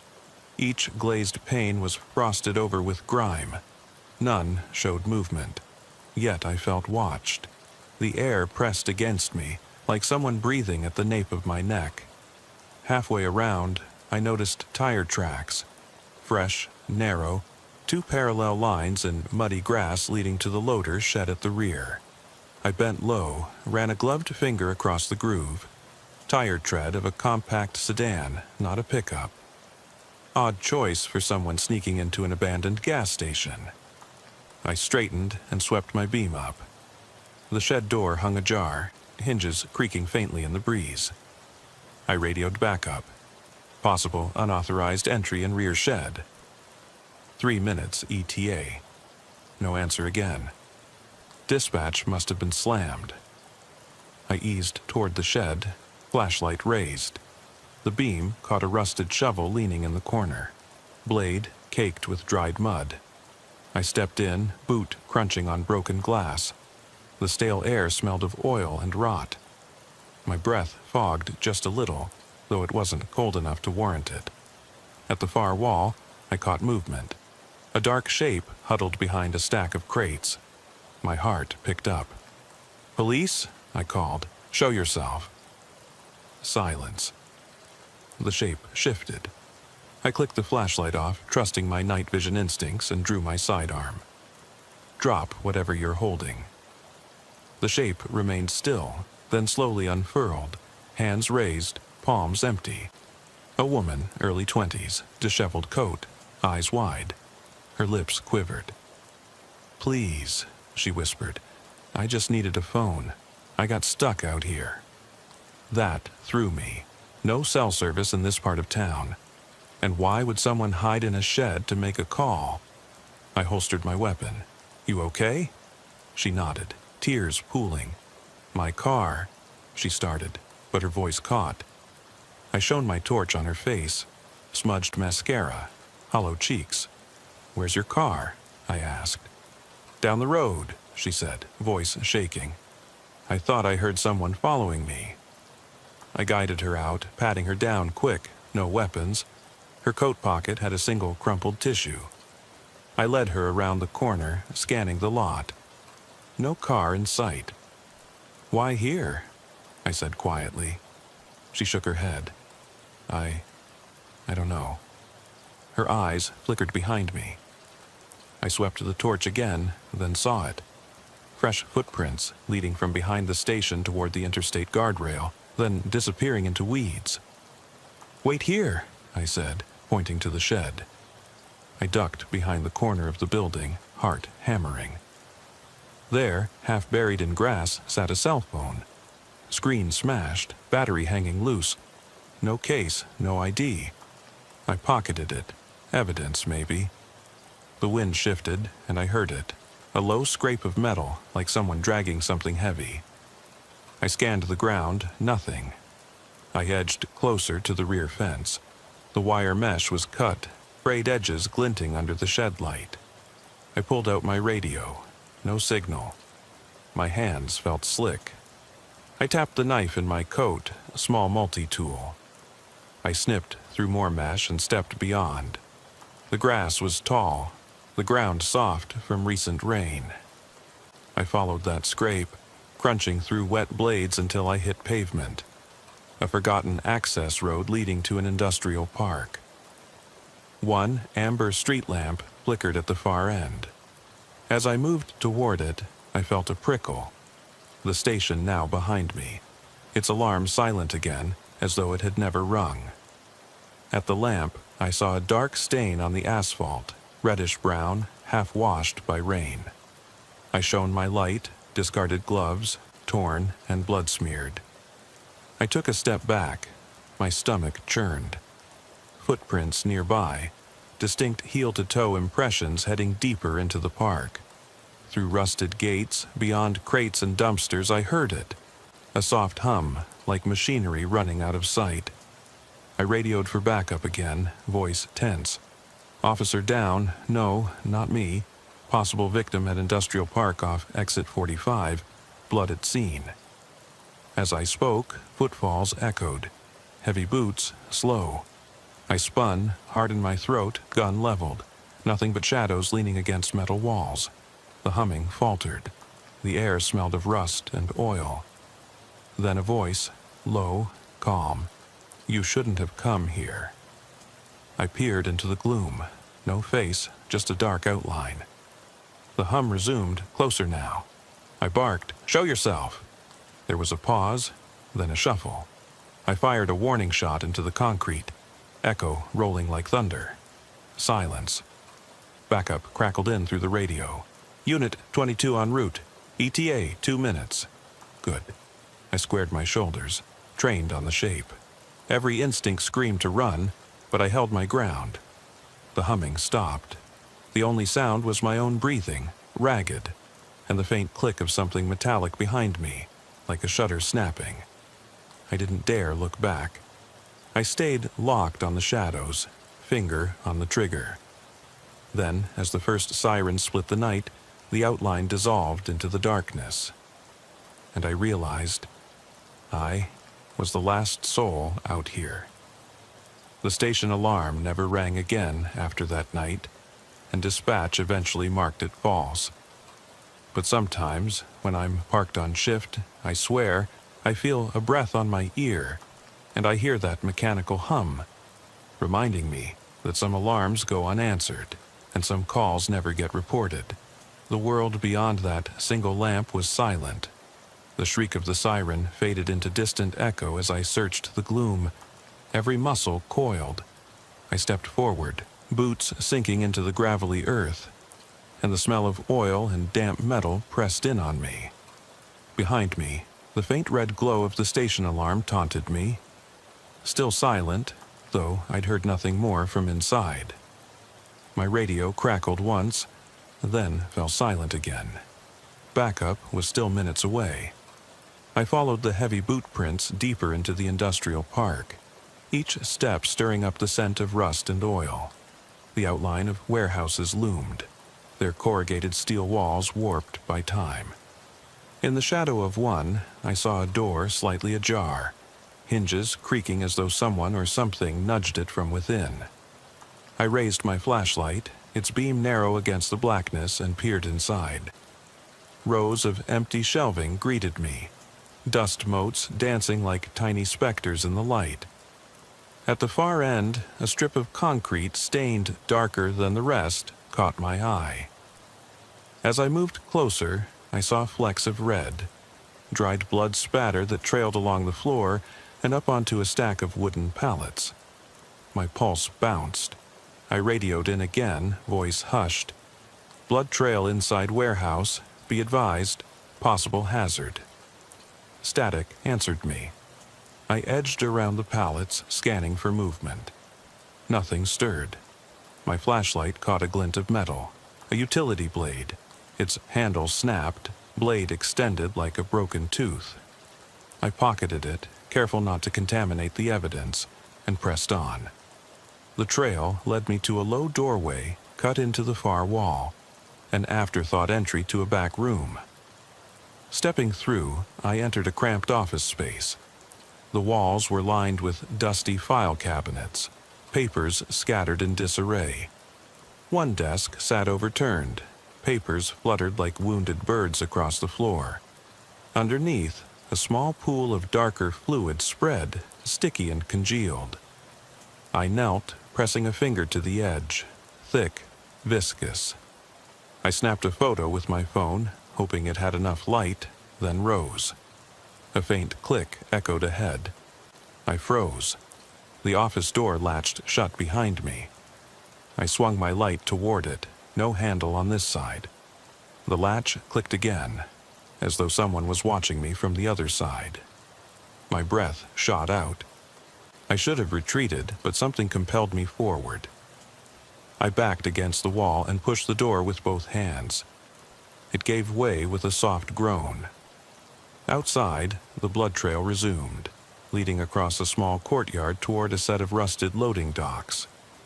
I climbed the short ramp, each step echoing hollowly. The dock doors were shut, but one had been forced open, metal warped, latch bent outward. I pushed it slowly, gun raised. The flashlight beam revealed darkness thicker than the night outside, as though the building itself swallowed light. Inside, conveyor belts stood idle, machines silent. A faint hum resonated, as though something mechanical still lived here. I moved deeper, sweeping the beam across the floor. More footprints, many of them smeared, as though someone dragged a heavy object. My heart thudded against my ribs. Then I saw it. 2 lengths of blood-stained tarpaulin folded on the floor, straps trailing. I swallowed, nauseous. I radioed dispatch. 2 tarps secured. Backup, urgent. No response. I was alone again. I unholstered my flashlight and stepped around the belt. The hum grew stronger, vibrating through the metal grating underfoot. At the far end, a door marked generator room sat slightly ajar, a faint, oscillating red glow spilling out. I advanced, each footstep echoing, until I stood in its threshold. Inside, 2 generators towered, wires snaking like serpents. The glow came from the control panel, lights blinking red in rapid sequence. On the floor lay another pool of that dark fluid. Near it, a single-motion sensor hung loose from the wall, its wiring severed. I knelt, shining my light. The red glow reflected in a small mirror propped against the panel. I tilted my head and saw my own face, pale, sweat beating at my temples. A sound behind me made me spin. Footsteps, bare, dragging. I aimed my light at the doorway. The beam caught a shape. A man, slumped against the jamb, clothes soaked in blood, eyes open but unfocused. He moaned softly, reaching out. I holstered my gun and knelt beside him. His fingers closed around mine, cold and trembling. They came for me," he whispered. "Said I shouldn't have called." My radio crackled alive. Backup at last. Relief washed over me as I reached for my cuffs to secure him for medical aid. The man's grip tightened, panic flickering in his eyes. Behind him, the mirror caught motion. A second figure standing just beyond the glare, half hidden in shadow. I stood slowly, heart racing, voice low. "Stay there." I shone the light toward the figure. It vanished. I took a step forward. Empty space. The generator's hum rose to a crescendo. The injured man screamed, lurching to his feet and darting past me, stumbling into the corridor. I chased after him, slipping on spilled fluid, gun sliding from its holster. He reached the loading dock and vaulted into the darkness, vanishing beyond the open door. I skidded to the edge of the dock, peered into the night but saw nothing. Only the throb of distant traffic and the steady pulse of that unearthly hum. I radioed frantically. Suspect fled into night. Multiple injuries, possible accomplices. I need medics at generator room, and let's do a sweep of the perimeter. Sirens wailed in the distance. As I turned back inside, the mirror caught my eye again. This time, though, the reflection showed not one, but two figures standing behind me, shadowy, indistinct. My breath caught. I spun, but there was only empty hall. When I looked back at the mirror, it was empty too, just my own wide-eyed stare staring back. The hum faded, leaving silence heavy as death. I knelt to pick up my flashlight, hands shaking. The tarps lay untouched. The control panel lights blinked one last time, then went dark. In the quiet, I heard a soft click, like a camera snapping. I froze, listening. Nothing. I waited for backup in the generator room, door locked, gun in hand, mind racing. The man was bleeding out somewhere, alone, and whoever had done this was still out there. When the medics arrived, they rushed past me without a word, drawn to the haunting sight of gore and machinery. They worked in silence, and I handed them my radio, voice hollow. Scene secure. I left the park with that hum still in my ears. The station alarm never blinked again. The tapes from the security cameras were wiped inadvertently, they said. The report concluded, unknown suspect, but I never forgot the mirror, or the reflection that wasn't mine. Sometimes I wonder who called that shed night after night before I arrived. Who led the girl to hide? Who dragged those tarps? And whose eyes watched me from that control panel mirror, smiling in the dark. It was nearly 1:17 a.m. when my radio crackled again, silent alarm at the closed Oakwood convenience, 3 miles west of the train tracks. I'd been processing evidence from the industrial park all morning, my coffee now cold in the cup holder. The station house had marked me available, so I drove out there, headlights cutting through the mist that had settled over the low fields. The convenience store was dark, windows boarded, one flickering street lamp out front. In the side lot, puddles caught the reflection of that weak bulb, rippling in the slight breeze. I killed my patrol lights and crept closer on foot, boots soft on wet asphalt. No sign of forced entry at the front door. Deadbolt engaged, padlock rusted shut around the handle. Every false alarm felt personal, like someone dared me to assume safety. I swept my flashlight across the storefront. Display racks still visible through cracks in the boards. A dusty promotional poster for cheap hot dogs peeling at the corners. A keypad lock blinking its own red light above the doorway. No footprints in the soft ground beside the wall, but deeper in the lot, near a dumpster, I saw a dark shape tucked into the shadows. Hand on my holster, I approached, breath shallow. The shape shifted. A cartwheel of empty crates stacked like a makeshift barricade. I circled it, light slicing through the gloom until I saw a pair of eyes reflecting back. "Police," I said. "Step out slow." A man stepped into the beam, shoulders slumped beneath a hoodie soaked by the mist. He looked barely older than a teenager. His eyes were red-rimmed. I could smell the faint tang of fear on his breath. "Please," he said. "My sister. She went in to buy water. She never came out." That explanation didn't fit the boarded windows. No one could get in. "You were here before the alarm went off?" I asked. He nodded, voice trembling. "I heard a beep, then nothing. I tried the door, locked. I ran around back.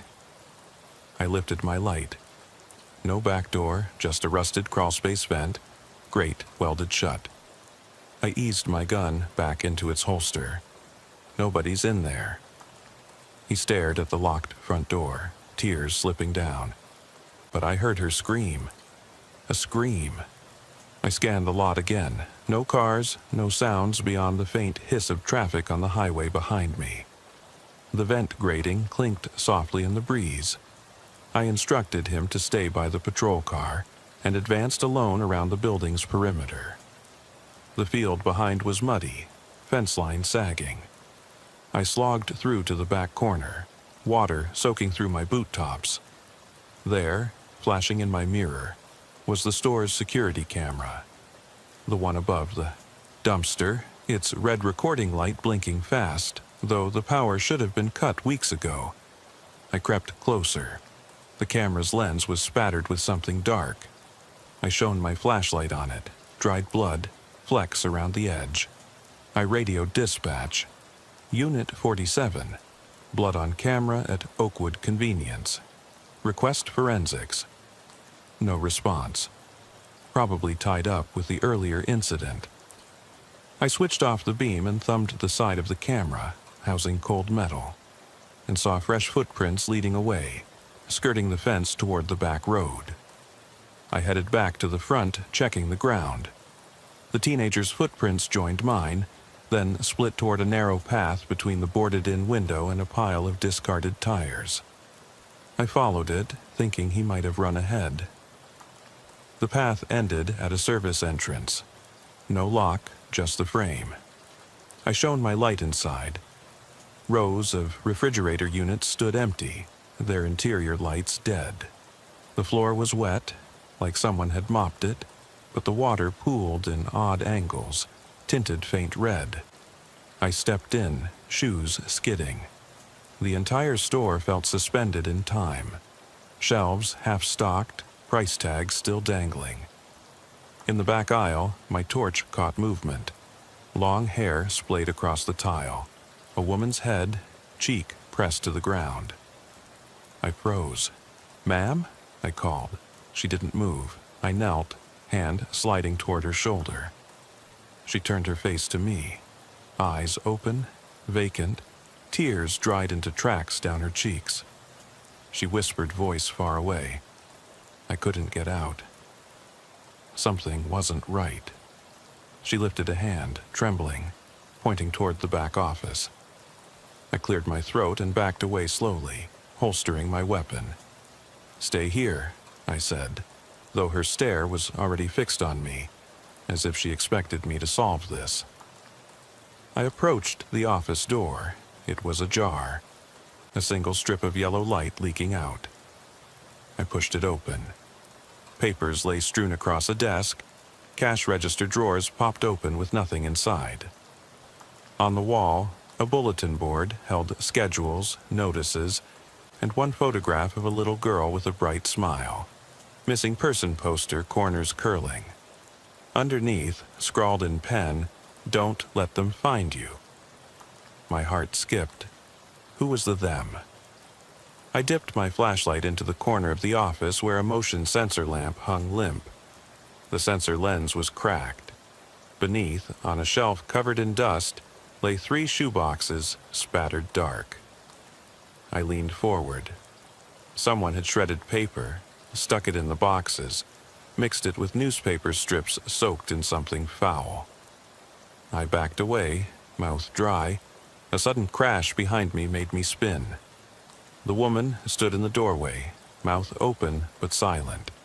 Tears ran down her face. In her hand, she clutched a key ring with a single brass key, the one to the front door. She offered it to me, lips quivering. I took it, unease curling in my gut. I tried the lock. It turned smoothly. The door clicked open. Outside, the teenager waited, eyes wild. When the door swung open, he bolted toward me. I grabbed his arm. He tugged free and lunged inside. I drew my taser, but it was too late. He vanished into the shadows. I holstered it and radioed dispatch. Suspect fled. Possible accomplice inside. Proceeding with caution. I swept the entire store, aisle by aisle, freezer to freezer, no sign of him. The missing sister gone too. Only the woman remained in the office, rocking on her heels, whispering to herself. I called for medical, for backup, and waited in the cold, silent convenience store. The fluorescent lights buzzed and died one by one, until nothing but moonlight through gaps in the boards illuminated the tile floor. When they finally arrived, the crime scene unit sealed off the entrance. The woman was taken away on a stretcher, muttering about being watched.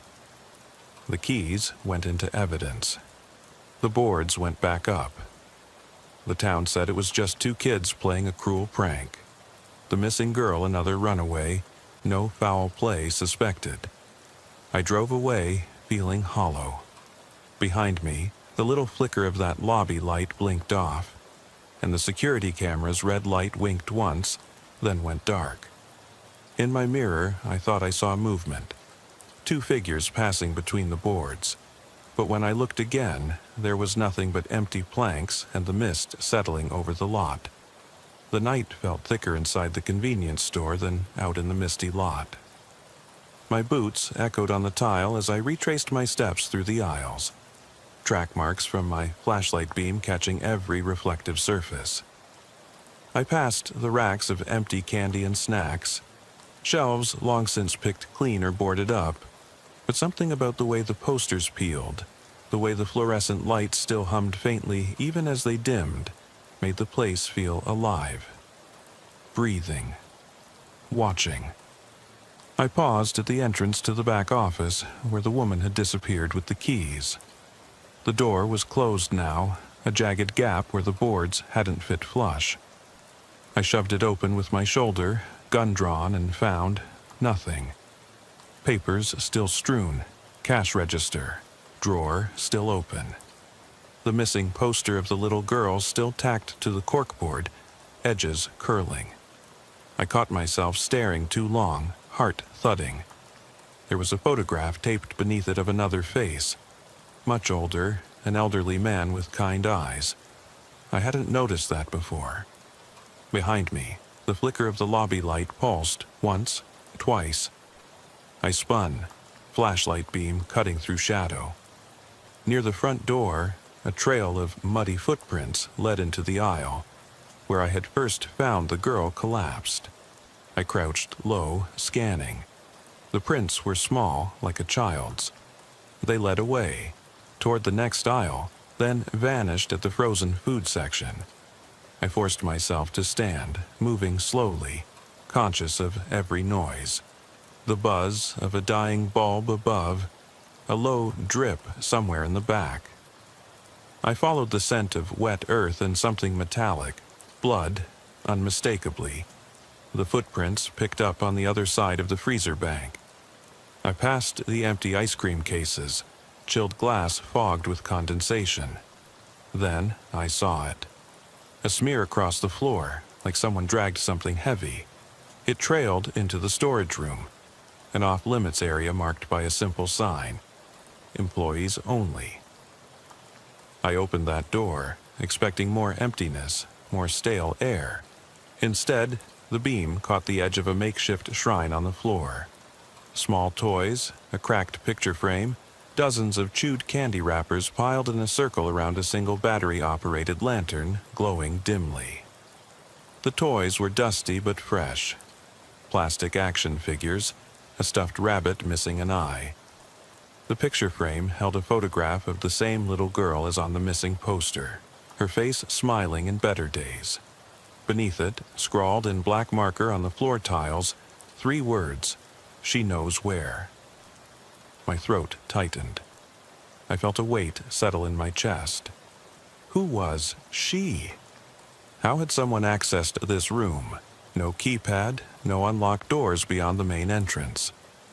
My radio crackled again, but no voice came through. I tapped the mic. Static was all I heard. I flicked off the lantern with a cautious hand, plunging the storage room into darkness. My flashlight beam darted over janitorial supplies, mops, buckets, shelves stocked with cleaning chemicals. I noticed fresh footprints again, bare, trailing toward a low crawlspace hatch in the back wall. The hatch was unlatched. I pried it open with the butt of my flashlight and peered inside. A narrow tunnel carved just large enough for a person to crawl through. Walls of concrete block, floor slick with moisture. I knelt and shone the beam down into the tunnel. No light beyond. I radioed backup one more time. I'm proceeding into subterranean access. Proceed with caution. My voice sounded foreign in the stale air of the store. I dropped to my elbows and slid into the tunnel. It was cramped, the air thick, like breathing through a damp rag. The concrete walls oozed water in places. My knees scraped on the jagged edge of broken brick. I inched forward, my flashlight beam dancing over scrawled messages on the walls. Stop here. They're behind you. No escape. Each one crossed out, hastily overwritten.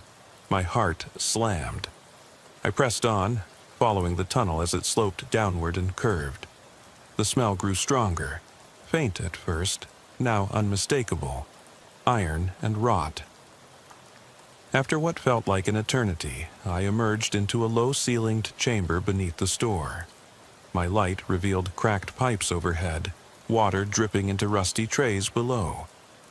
In the center, on a stained tarp, lay two cots. Thin mattresses, stained old blood, set side by side. One cot held a small body curled in fetal position, covered by a threadbare blanket. The other was empty, the blanket tossed aside. Beside the empty cot, a single sneaker lay half buried in a puddle of water. I shone the light closer to the child. Her breathing was shallow but present. I knelt and placed a hand on her back. She flinched, hot tears on her cheek. "It's okay, kid," I whispered. "I've got you." She looked up, face pale, eyes wide and terrified. "They'll come down," she murmured. "They'll find me." I reached to scoop her into my arms, but paused, because I heard it, soft scraping, footsteps echoing above in the floorboards, low, deliberate. I scanned the chamber, no obvious exits besides the tunnel I came through. The only other way was a rusted hatch high in the north wall, sealed tight with rivets. My radio chirped. Backup? No, static. My phone had no signal. I was alone. The child whimpered and clutched at my uniform. I scooped her into my arms, flashlight pinwheeling to catch the far corner of the room. There, something moved. A shadow shifted where the generator cable ran along the wall. My heart seized. I drew my weapon, training the beam on the dark shape. It lunged forward, stumbled. A man crawled into view, face gaunt, eyes crazed. He wore a uniform similar to mine, patch torn off, nameplate missing. He crawled toward us, panting. "You shouldn't have come here," he rasped, voice gravel in his throat. He reached out, tangled wires around his wrist.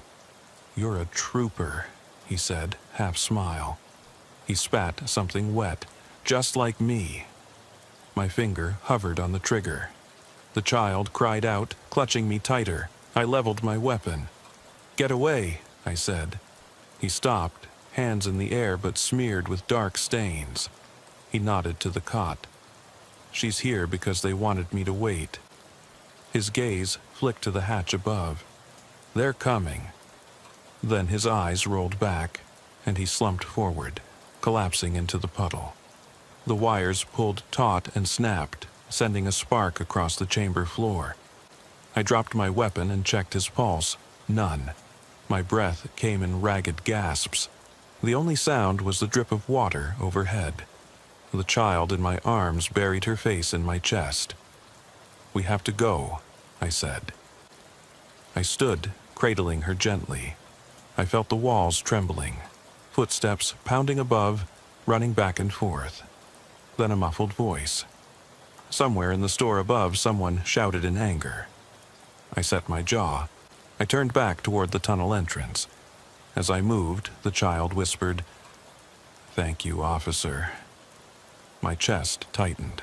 My uniform was already damp where she pressed close. I knelt and scooped her slippered foot onto my shoulder, bare, trembling. I shook my head once, gathering myself. Then I stood, flashlight between my teeth, and backed toward the tunnel. Behind me, the hatch overhead screeched as bolts ground loose. I moved faster, child in one arm, flashlight and radio in the other hand. The tunnel walls felt like they were closing in. I reached the hatch and jammed my shoulder against it, straining as something heavy slammed onto it from above. The child gasped. Dust rained down. Wood splintered. I shoved harder. Metal bent. Then again, harder. A crack appeared.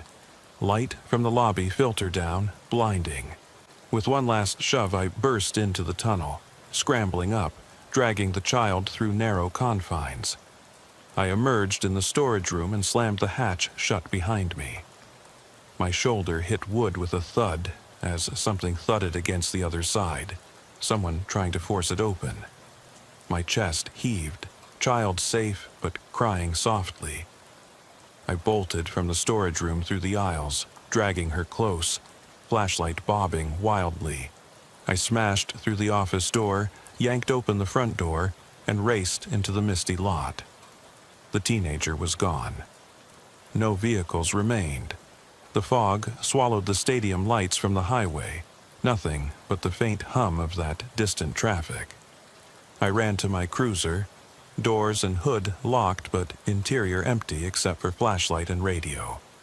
I set the child on the passenger seat, slammed the door, and leapt into the driver's side. My hands shook as I slid the key into the ignition. The engine roared to life. I glanced in the rearview mirror at her, eyes wide in the glowing gauge cluster light, tears streaking down her face, clutching her missing sneaker. I spoke before shutting the door. "Stay there. Don't move." She nodded, hugging her knees. I eased out of the lot, headlights slicing through the mist. Brake lights behind me glowed red as I turned onto the highway. I hit the radio. "Dispatch, this is Unit 47. I have a juvenile in custody. Rescue from Oakwood Convenience. Evidence of forced entry, blood, possible homicide scene. Need EMS and forensics at location. Suspect unknown, multiple parties involved." Static crackled, then a voice. "Unit 47, acknowledged. ETA 5 minutes. Secure the child." I exhaled, running a hand through my damp hair. My uniform smelled of sweat, blood, and old rot. The child in the passenger seat looked at me, trembling. I kept my eyes on the road, heart still pounding. Behind us, the Oakwood lot receded into darkness, the boarded windows silent, the security camera above the dumpster dark and lifeless. But in my mind, I could still feel the tremor of footsteps, the scrawl of messages on the tunnel walls, the whisper of the man in uniform calling me by name before he died, the echo of the line, "She knows where." And I knew one thing for certain. I would never drive by that exit the same way again. It was 3:45 a.m. by the cruiser's clock when I finally slowed at the edge of town. Behind me, the Oakwood Convenience lay dark and empty, the boarded windows staring like blank eyes. In the passenger seat sat the girl, wrapped in the thin foil blanket the medics had given her, her small frame still trembling. I kept glancing at her in the mirror, pale, exhausted, eyes too wide for someone who should have been home asleep hours ago. I radioed for an officer to meet me at the station with an empty room, soft lighting, somewhere she could rest before Child Protective Services got there. Nobody answered. The static was heavy tonight. I supposed they were all tied up sorting through reports from the warehouse call an hour earlier. So I drove in silence, neon signs sliding past as we left the city limits and entered the low-slung houses on the outskirts. Porches dark, lawns swallowed in fog. When I pulled into the station parking lot, I killed the engine and sat for a moment, door open to let in the cold air. The girl sat motionless, hugging her knees. "Officer," she said, voice hoarse, "I'm scared they'll come back." I reached over and turned off the flashlight mounted on my dash. Its glare seemed too harsh now. I unhooked my radio mic and handed it to her. She looked at it, confused. "Here," I said quietly, "press this if you need help." She nodded, eyes filling again. Inside the station lobby, the night shift sergeant at the desk looked up, eyebrows raised. "What have you got?" he asked, rubbing sleep from his eyes. "A kid," I said. "Found her under the store. Something bad happened down there." I opened the door behind me and led the girl inside, voice calm. "It's okay, you're safe now." She shuffled in, pressed against me as if I were her only anchor in a storm. The sergeant gestured toward the back hallway. "Interview room B, blankets and water in there."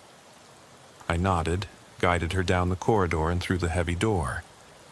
Inside, I flipped on the soft overhead light. A few chairs, a small table, a microphone, a standard setup. The girl sank onto the bench and wrapped the blanket tighter around her shoulders. I stepped outside the door and closed it quietly, leaning against the wall. In the stillness of the station, the hum of the HVAC felt loud. My radio crackled again, dispatch this time, asking for details on the Oakwood scene. I relayed what I had: forced entry through the boarded windows, blood on the cameras, the shrine in the storage room, the tunnel messages, the 2 cots, the missing pair, the man in uniform and his final words. They asked if I had evidence bags ready. I said yes. They asked if I needed backup. I said no, just someone to watch my 6 once the forensics team got there. Then they signed off. I returned to the office area, grabbed a clean pair of gloves and snapped them on. I collected the key ring from evidence, logged it in, then stood for a moment in the dim corridor, mind racing over the scrawled phrase, "She knows where." I realized I hadn't asked the girl why she was there, who they were, or what she had heard, but I also knew she was too frightened to talk, not yet. So I left her in room B with the radio and a single water cup, and I started sifting through my own notes, preparing to head back out to oversee the crime scene. As I stepped into the interview room doorway again, she looked up, eyes red. "Please," I said gently, kneeling to her level, "tell me what happened to you." She swallowed, blinking hard, then whispered, "I heard footsteps in the crawl space. Then a voice calling my name, not my sister's, not mine, another name." She paused, lower lip trembling. It was the little girl. I stiffened. "The missing girl's name?" I ventured. She nodded. "Emily." "That poster, she's the one on the wall." She nodded again. "They brought her down there. They brought her first." Tears welled. They said I'd be next. My hands tightened into fists. "We'll find them," I said, voice raw. "No one else will get hurt." She looked at me uncertain. "You promise?" I swallowed. "I promise I'll try." As I rose, the hallway light flickered overhead. In the doorway behind me, the sergeant stood, arms crossed. He caught my eye and nodded once. I exhaled and turned back to the girl. "Stay here," I said. "I'm going to get you some food, something warm." She wrapped the blanket closer and nodded. I stepped back into the corridor and flicked off the overhead light behind me. The hallway fell dark, and I sensed movement at the far end, no more than a shadow slipping into the interrogation room. My heart stuttered. I pressed a hand to the wall, steadying myself. Then I flipped on my flashlight. The beam arced toward the interview room door. It stood slightly ajar. I approached, sex trappings of unease hollow in my chest. I nudged it open the rest of the way, door squeaking. Inside, the table was overturned. Water cup shattered on the floor, blanket gone. I shouted, "Hey!" and flicked the light across the room. There was no one there. The radio lay on the bench, the mic dangling. The floor was wet with water, and something darker pooling near the door. I knelt and shone my beam, smeared footprints, child-sized, leading out into the corridor, heading back toward the front door. I leapt to my feet and followed, heart pounding so loud I could barely think. The corridor stretched empty. No sign of her. Nothing but that wet print and the soft echo of my own footfalls. At the end, the lobby door stood open, cool air drifting in. Snow globe of mist blew in from outside. I raced through, scanning the lot. The cruiser was gone. The lights from the city skyline glowed beyond the fog. One street lamp flickered, its yellow cast trembling. No car, no girl, nothing but silence.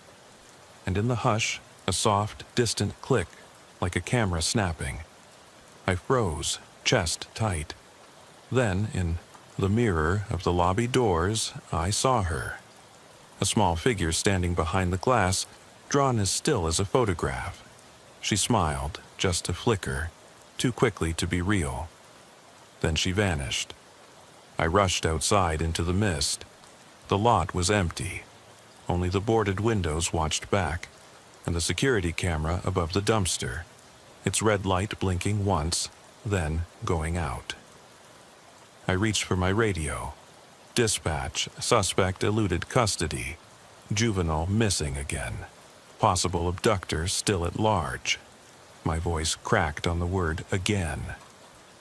As I stood there, the night pressed in. The Oakwood convenience alarm had never rung that second time. No new breaches, no new camera alerts. But I knew, deep down, that this call would never close. I exhaled, breath visible in the cold air, and whispered to the empty lot. Some calls you answer. Some alarms you never silence. I drove away from the station before dawn broke, headlights carving through the fog as the world slumbered. The radio was quiet. No updates, no reassurance.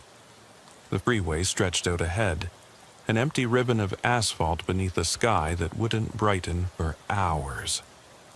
My coffee had long since gone cold.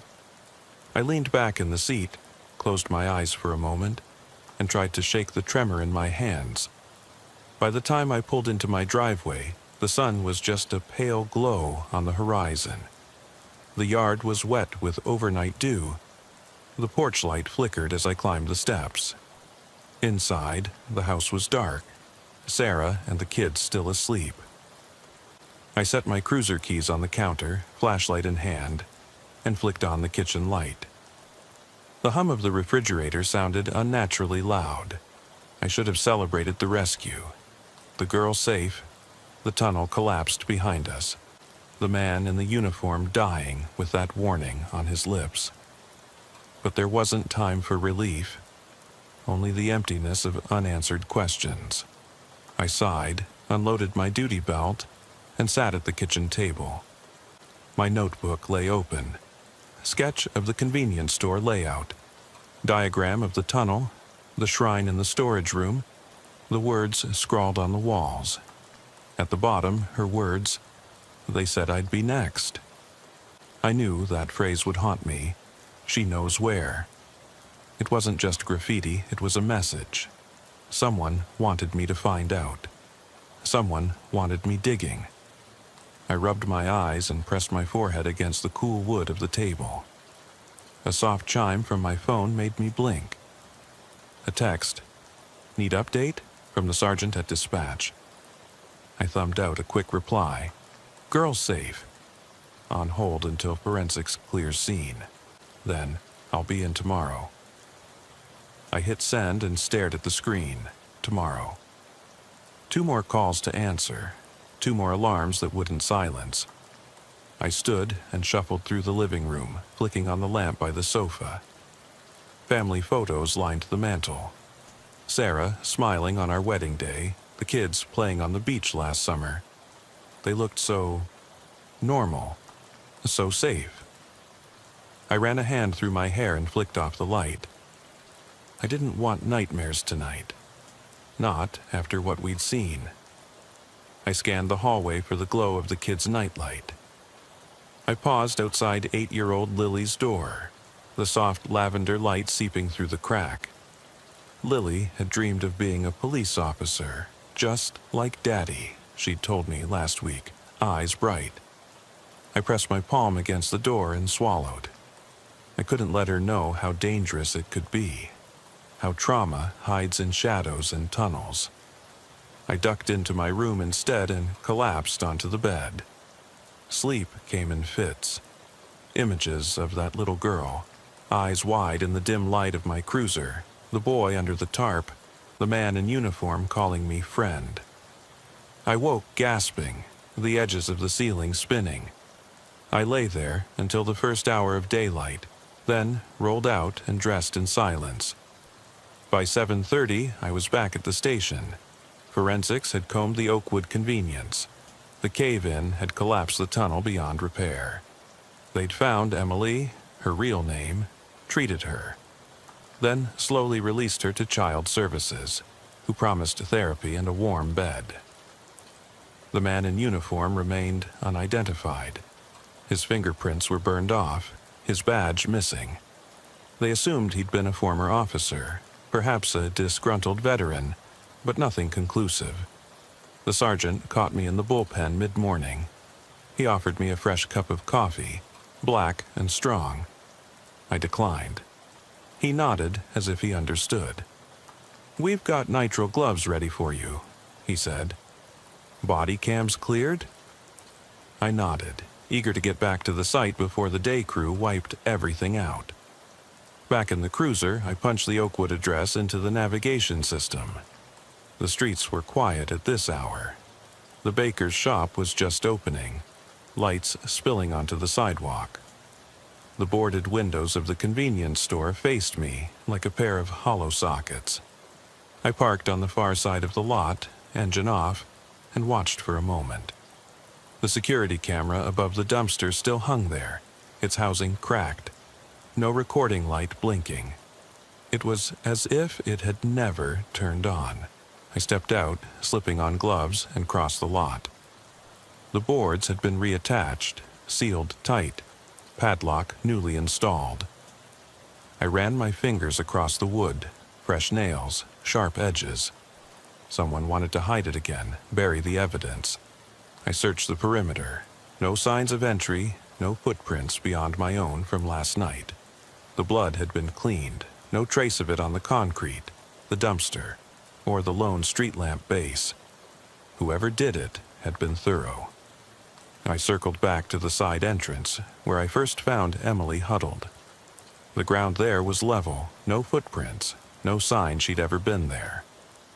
I knelt and pressed my gloved hand to the dirt. Normal, unmarked, just grass. My chest tightened. I tried to picture the tunnel entrance, the shrine and storage, the scrawled messages. All of it gone. The earth erased their path. A soft crunch made me spin. A small black sneaker lay half buried in the grass near the curb. The same sneaker I remembered from the underground chamber. I haven't found a second. But here it was, slick with dew, laces frayed, size small. I knelt and picked it up, heart thundering. How had it emerged here? Who placed it? I clutched it and rose, searching the lot again. No one watched. The world remained silent. I drove back to the station, placing the sneaker in an evidence bag. Photography, fingerprints, DNA, pieces of a puzzle nobody wanted solved. Back at the desk, I filled out forms, wrote notes, but my mind drifted back to the text on the tunnel walls. They're behind you. Stop here. No escape. And beneath those, crossed out, she knows where. Something told me Emily did know. She'd led me there, then vanished. The boy under the tarp, someone's first victim, and Emily's first witness. The man in uniform, perhaps once a protector, then a slayer. All threads unraveling into a tapestry of fear and control. I closed my eyes for a moment at the desk, pinching the bridge of my nose. I'd need sleep, but I knew it wouldn't come easy. There was one last thing. I had to check my cruiser. I locked up and walked out to the parking lot. My patrol car sat under the harsh glow of a floodlight. I approached, careful. The driver's side window was streaked with something dark. Smudged finger trails. Someone's frantic attempt to trace letters. I pressed my glove to the glass and wiped gently. Under the smear, words etched into the dust. I'm still here. I stepped back. City lights of downtown glowed behind me, traffic humming in the distance. The station behind me was empty. My heart raced. I reached for my radio, my belt. I kept my eyes on the cruiser, and nothing moved. The words lingered in the glass, mocking me. I thought of Emily, alone in the tunnel, rescued but still haunted by whoever they were. I realized the girl had not escaped them. They'd let her go, watching. They'd shifted their game to me. I exhaled slowly, chest tight, and placed a hand on the roof of the cruiser.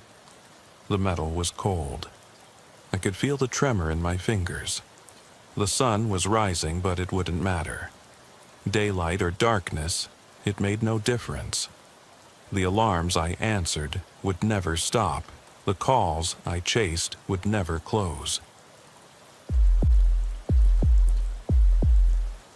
It was 2:49 a.m. when the console pulsed to life. A tiny amber LED blinking insistently beside the words, Zone 7, Side Door Sensor. I'd seen enough of these to know what they meant. A silent alarm, nothing more. I leaned back in my chair at dispatch, rubbed the ache behind my eyes, then keyed the mic. Unit 14, respond, code 2 to 1, 2 for Jefferson Plaza for alarm activation, no other details. My cruiser rolled down empty streets under sodium yellow street lamps, the wipers whispering against the windshield as a soft drizzle began. I thumbed the patrol radio off and settled into the steady hum of the engine, telling myself it was just another false alarm. Jefferson Plaza was a rectangle of low-roofed storefronts, deserted at this hour. Chain-locked doors, darkened windows. A convenience store, a dry cleaner, a small appliance repair shop. All closed, all alarmed. I parked under a flickering light near the rear entrance of the hardware store. The sensor had tripped on the loading dock door. I clicked on my flashlight and stepped down onto the wet asphalt. The beam cut through rain curtains, illuminating nothing but puddles in the back of the metal door, locked, undisturbed. I tapped my radio, quiet. Rear door secure, no sign of forced entry. I'm going inside.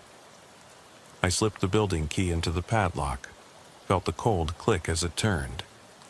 Inside was that familiar mix, the tang of dust, the faint mechanical whine of the exit sign overhead, and the hollow echo of empty aisles. My boots thudded on concrete. I swung the flashlight left and right, scanning metal shelves lined with tools and hardware, screwdrivers, drill bits, spools of wire. Nothing moved, no stray cats, no drifters, just rows of merchandise and the soft drip of water from a leaky pipe somewhere in the ceiling. I walked to the front of the building, fanned out my bearings. Here, too, was locked glass, but the door was latched. I tapped again. All clear ground level. My voice sounded distant in the cavernous room. The dispatcher's calm acknowledgement came back over the radio. Then I climbed the stairs to the small mezzanine office above. 2 desks, an old computer terminal, a nightlight I switched on. The beam caught on a framed photograph. A family standing outside that same hardware store, smiling in daylight. Kids on bicycles, a dog at their feet. I never knew whose life was recorded there, never gave it a thought until tonight. I moved past the desk to inspect the safe. It sat bolted to the floor, hefty and unyielding. Inside would be the day's receipts, perhaps $10, $20. Nothing big. My gut told me a rat would trip the motion detector before a human ever did. And then I saw it. A dark smear on the floor beside the safe. A streak of something that hadn't been there before. Glossy, almost black in the flashlight's beam. I crouched low. The sheen caught again when I tilted the beam. A smear of blood, a single drop trailing away toward the aisle. My chest tightened. I stood too fast, the flashlight dancing across the concrete. No footprints, though, just that smear, as if something dragged itself away. I called for backup.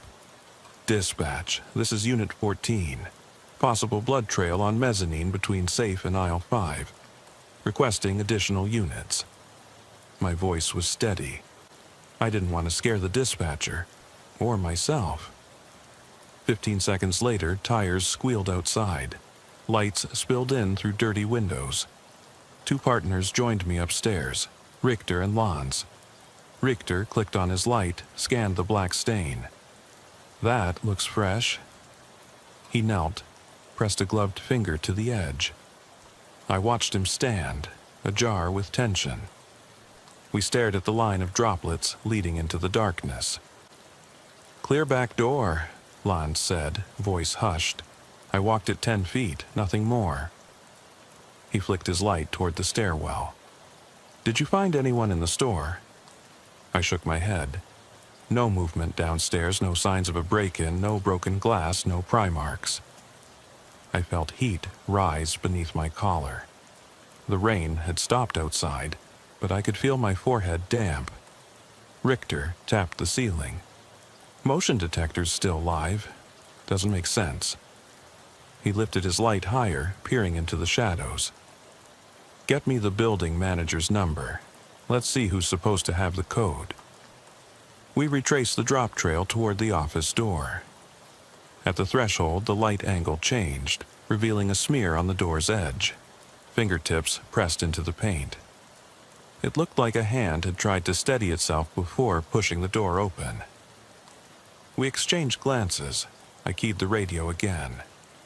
"Dispatch, we have possible forced internal movement. Everyone hold position until I check the floor above." The stairs creaked under my boots as I climbed alone. Above was just a storage loft. Packed toolboxes, cardboard boxes labeled "Winter Sale," coiled extension cords. No windows, no exit. Just the low hum of a water valve. My light beam bobbed over crates until it froze on a chair that hadn't been there earlier.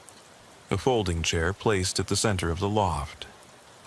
I clicked off the radio. My throat went dry. The chair faced the wall, back turned. I circled it. Through the slats, I thought I saw a shape draped over the seat. A coat, maybe a jacket, tossed aside. I shone my beam straight at it. The coat lay empty but soaked, and beneath, an indentation in the dusty floor, the outline of a body. A soft stream of blood pooled in the groove. I crouched and pressed my gloved hand to the fabric. It was saturated, cold. My lungs tightened. I whispered, "Fuck." Behind me, Richter's voice crackled. "You copy?" I swallowed, straightened. "I need an ambulance and coroner." We called it in. As we waited, I kept glancing at that chair, at the empty form it held. No sign of the occupant. The descending drip of blood left me imagining movement, like someone had slipped free and vanished. When they came, EMS, coroner, CSI, the plaza lights flickered off and on, like a dying heartbeat. The managers arrived later, bleary-eyed, claiming the alarm had gone off twice this week for no reason. Tonight, they said, must have been a wiring fault. They didn't know about the blood. In the report, I logged silent alarm activation. No forced entry. Discovered blood evidence on mezzanine and storage loft. No suspect located. Scene turned over to coroner's office. I never wrote that I found a woman's earring downstairs. A single small hoop near the front door, still warm in my gloved hand. Or that I kept wondering if she'd sat on that folding chair before vanishing. If she'd reached out to me without words. I drove home through thinning fog, tired fingers on the wheel, replaying the dripping. In the distance, the hardware store's sign glowed its cheery red, oblivious to what had happened. Inside. And I knew I would never look at an alarm the same way again. I didn't sleep much after that first call. Every time I closed my eyes, I saw the aisle lights blinking off and on in my mind, heard the soft drip of blood echoing in the silent loft. By dawn, I showed up at the precinct 2 hours early, numbing my hands in hot coffee and staring at incident reports I'd already filed. But when the dispatcher keyed the next alarm through, I answered on reflex. It was 4:03 a.m. at the old West Side High School, Zone 12, Gym Hall motion detector. I'd been through that hall countless times on routine checks. Nothing ever happened there besides rats and squeaky floorboards. I slung my jacket over the chair, grabbed my flashlight, and headed out. The ride was quiet, the city's heart not yet beating properly. I kept my radio off until I pulled onto the cracked asphalt of the school's parking lot. Playground lights were dead, save one flickering above the gym entrance, greenish haze leaking through gaps in louvered vents. I unlocked the side door and slipped inside. The gym smelled like old sweat and mildew, a faint tang of rust on metal. My flashlight beam caught the scoreboard high above, its zeros dark and blank. Bleachers were tucked away, walls lined with peeling murals of champions from decades before. I clicked my radio. Unit 14 on scene, checking gym interior. My voice sounded too loud. I lowered it. No foot traffic, nothing unusual. I advanced across the polished floor, boots whispering on varnished boards. One of the overhead motion sensors was still blinking red, though no one was there. I circled the center court, flashlight cutting arcs. Then, in the corner, by the wall mats, a single drop of dark fluid glistened where the beam found it. I crouched, stomach knotting. Not paint, not rust. Another drop, then another, tracing a line toward the locker rooms. I called it in. Richter rolled up 15 minutes later with Lance. We traced the drops into the row of wooden lockers. Doors closed, some slightly ajar. Inside one, I saw the heel of a scuffed leather shoe sticking out. I pried the door. A man's jacket lay folded over the bench, sleeves tucked neatly under its body. No one inside. The locker was stained along its bottom hinge with the same dark streak. Richter said, "Whoever it was, they were dressing here." He shuffled his feet. Maybe a kid playing pranks. He sounded so sure. I wasn't.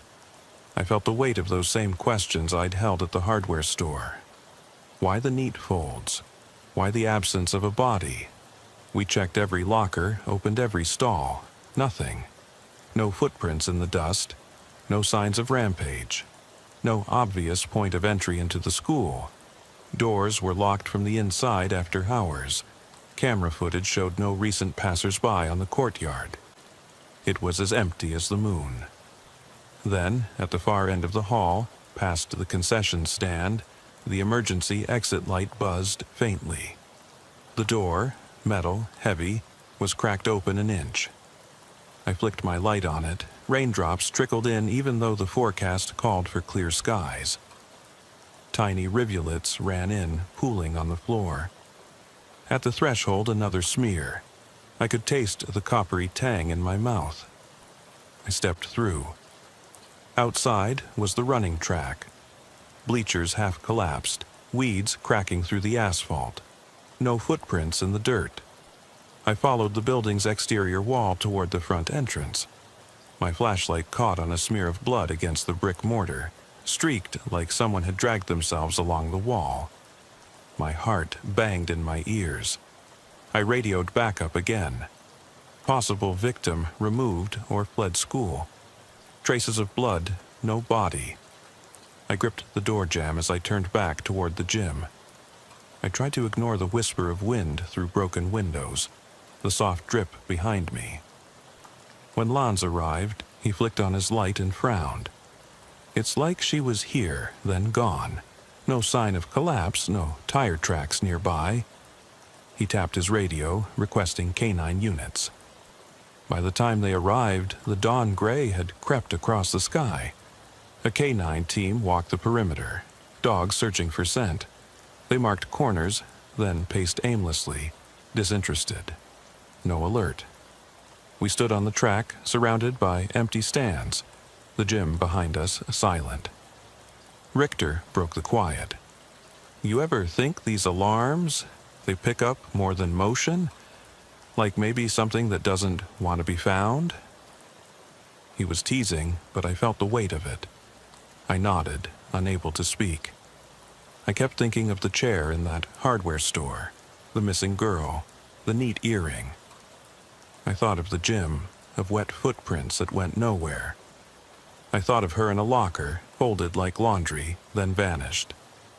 At shift change, I filed the report. Alarm activation.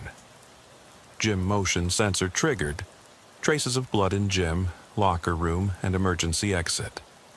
No victim located. Canine search negative. Scene secured. Same sterile words. No mention of the pulse in my throat. The dread crawling under my skin. That afternoon, I sat in my cruiser during a break, staring at the school from across the street. A janitor wandered in, doors clicking shut behind him. He locked up the building, unaware of last night's ordeal. I watched him vanish inside. By evening, I was restless. I drove past the old hardware store again, saw the sign shining in the dusk. It blinked like a heartbeat. I remembered the mezzanine, the loft, the chair, the blood, and I thought of alarms. Silent cries echoing through empty spaces, calling for witnesses who never arrived. I answered my phone when it rang. It was dispatch. Zone 3, motion at Roche's warehouse. You up for one more? I paused. My fingers hovered over the ignition. I felt the ache in my spine, the cold flash of memory in my veins. Then I drove east toward the docks, headlights cutting through industrial shadows, the radio humming softly, because alarms don't rest, and neither do memories. I pulled up beneath a single floodlight outside Roche's warehouse. It was 11:57 p.m. I stepped out, rain beginning again. I clicked on my flashlight and walked through the yawning metal door. Inside, crates towered like tombstones. The exit sign glowed overhead. My beam danced across crates stamped with shipping codes from another continent. No lights on, no one around. I advanced between rows, each footstep swallowed by vastness. Then a sound, a quiet drip. I turned. On the floor, by a stack of pallets, a thin line of crimson snaked away, leading toward a gaping ventilation grate. I knelt, hand pressed to the stain, still warm. I felt a pulse in my wrist, matching the rhythm in my head. I summoned Richter again. By the time he arrived, I'd traced the bloodline to the grate. It was ajar, a fingertip-width opening. I pried it open. The beam crawled down into darkness. I knelt and shone it inside, nothing but shadows. I thumbed the radio. Possible victim inside ventilation shaft. No sign of entry point. Then I climbed inside after calling for a tow to unbolt the grate. Shoving past cables and insulation, I felt the walls close in. My light found imprints and dust on the shaft's side, hand and knee marks, like someone had crawled, inch by inch, into oblivion. I radioed, Dispatch, body not found. Evidence of traversal. Request, hazmat, structural.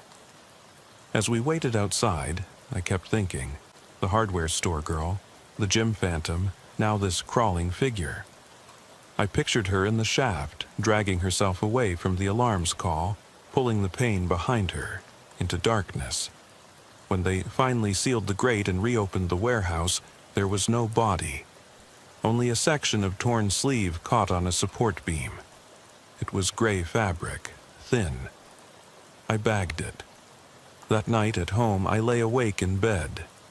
I imagined all the alarms I'd ever answered. Sensors tripped by wind, by rats, by wiring faults. But maybe, I thought, they're the last mechanical pulse of someone's terror, someone's desperate plea. Maybe the sensors hear more than footsteps. Maybe they hear fear itself. I closed my eyes, but the images wouldn't stop. The silent store, the empty chair, the gym locker, the open door, the warehouse shaft, the torn sleeve. And somewhere beyond the walls, beyond the calls, someone moved in the dark, unreported, unexplained, unclaimed. I wondered if I'd ever answer an alarm again without hearing her ragged breath in my ear. Then my phone rang. A different dispatcher voice. Unit 14, 1302 Cedar Road. Zone 5, garage motion sensor. I sat up, heart thundering. I grabbed my coat. I thought about the chair, the locker, the shaft. I thought about the women who slipped through the gaps, left nothing but traces of blood and unanswered alarms. I stepped out into the night, flashlight in hand, resolve hardening in my chest. Because if they won't be found, somebody has to look for the chair, the earring, the memory. Somebody has to answer the alarm. I pulled up to 1302 Cedar Road, just as the line between night and dawn began to blur. The motion sensor in the two-car garage had tripped at 1:03 a.m., silent alarm to dispatch, dispatcher to me. I parked on the cracked concrete apron, the beams of my headlights skimming over rusted trash cans and a single bicycle propped against the wall. The faint glow of the street lamp outside cast long shadows through the garage's translucent windows. I stepped out, rain from earlier traced rivulets down the edge of my jacket. The garage door was down but not fully closed, an inch at the bottom, a crack wide enough for a slender arm. That wasn't normal.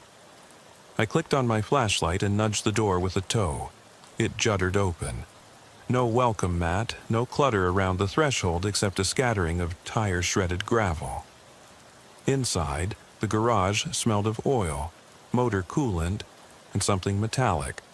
Iron, copper, dried crimson. My beam cut through the gloom to reveal two vehicles, a dark sedan parked perfectly centered, and a beat-up pickup closer to the wall. The floor was swept clean except for a thin smear by the edge of the sedan's driver door, blood still tacky. I crouched, pressed my gloved finger to the smear, then touched my forehead. I found myself breathing shallow. I radioed in. Unit 14, garage at 1302 Cedar Road. Door ajar. Possible blood at driver door of sedan. No sign of owner. Richter and Lance arrived within minutes, their boots slipping on the smooth floor as they took in the scene. Richter moved to the control panel by the interior door, codes scratched on a sticky note. He tried the code, the keypad beeped, and the door clicked open. The interior was dark, lights off, except for the dim red of the alarm's strobe. Lance trained his light on the pickup's bed. Tarp edges flapped gently, though all windows were shut tight. I edged toward the sedan, shined the beam through tinted glass at the front seat. A pair of gloves lay on the passenger floor, neatly placed. My fingers tightened on the flashlight handle. Gloves don't wear themselves. I opened the sedan door. The hinges squeaked. Inside, the seatbelt fastened around empty upholstery. Drip marks on the leather, and on the dash, a small scrap of paper pressed against the windshield. I leaned in to read it. 4 digits, 1892, written in shaky script. No context, no message. I flicked it into evidence bag, perplexed. I glanced at the other door. More smears leading in irregular patterns toward the utility door at the back of the garage.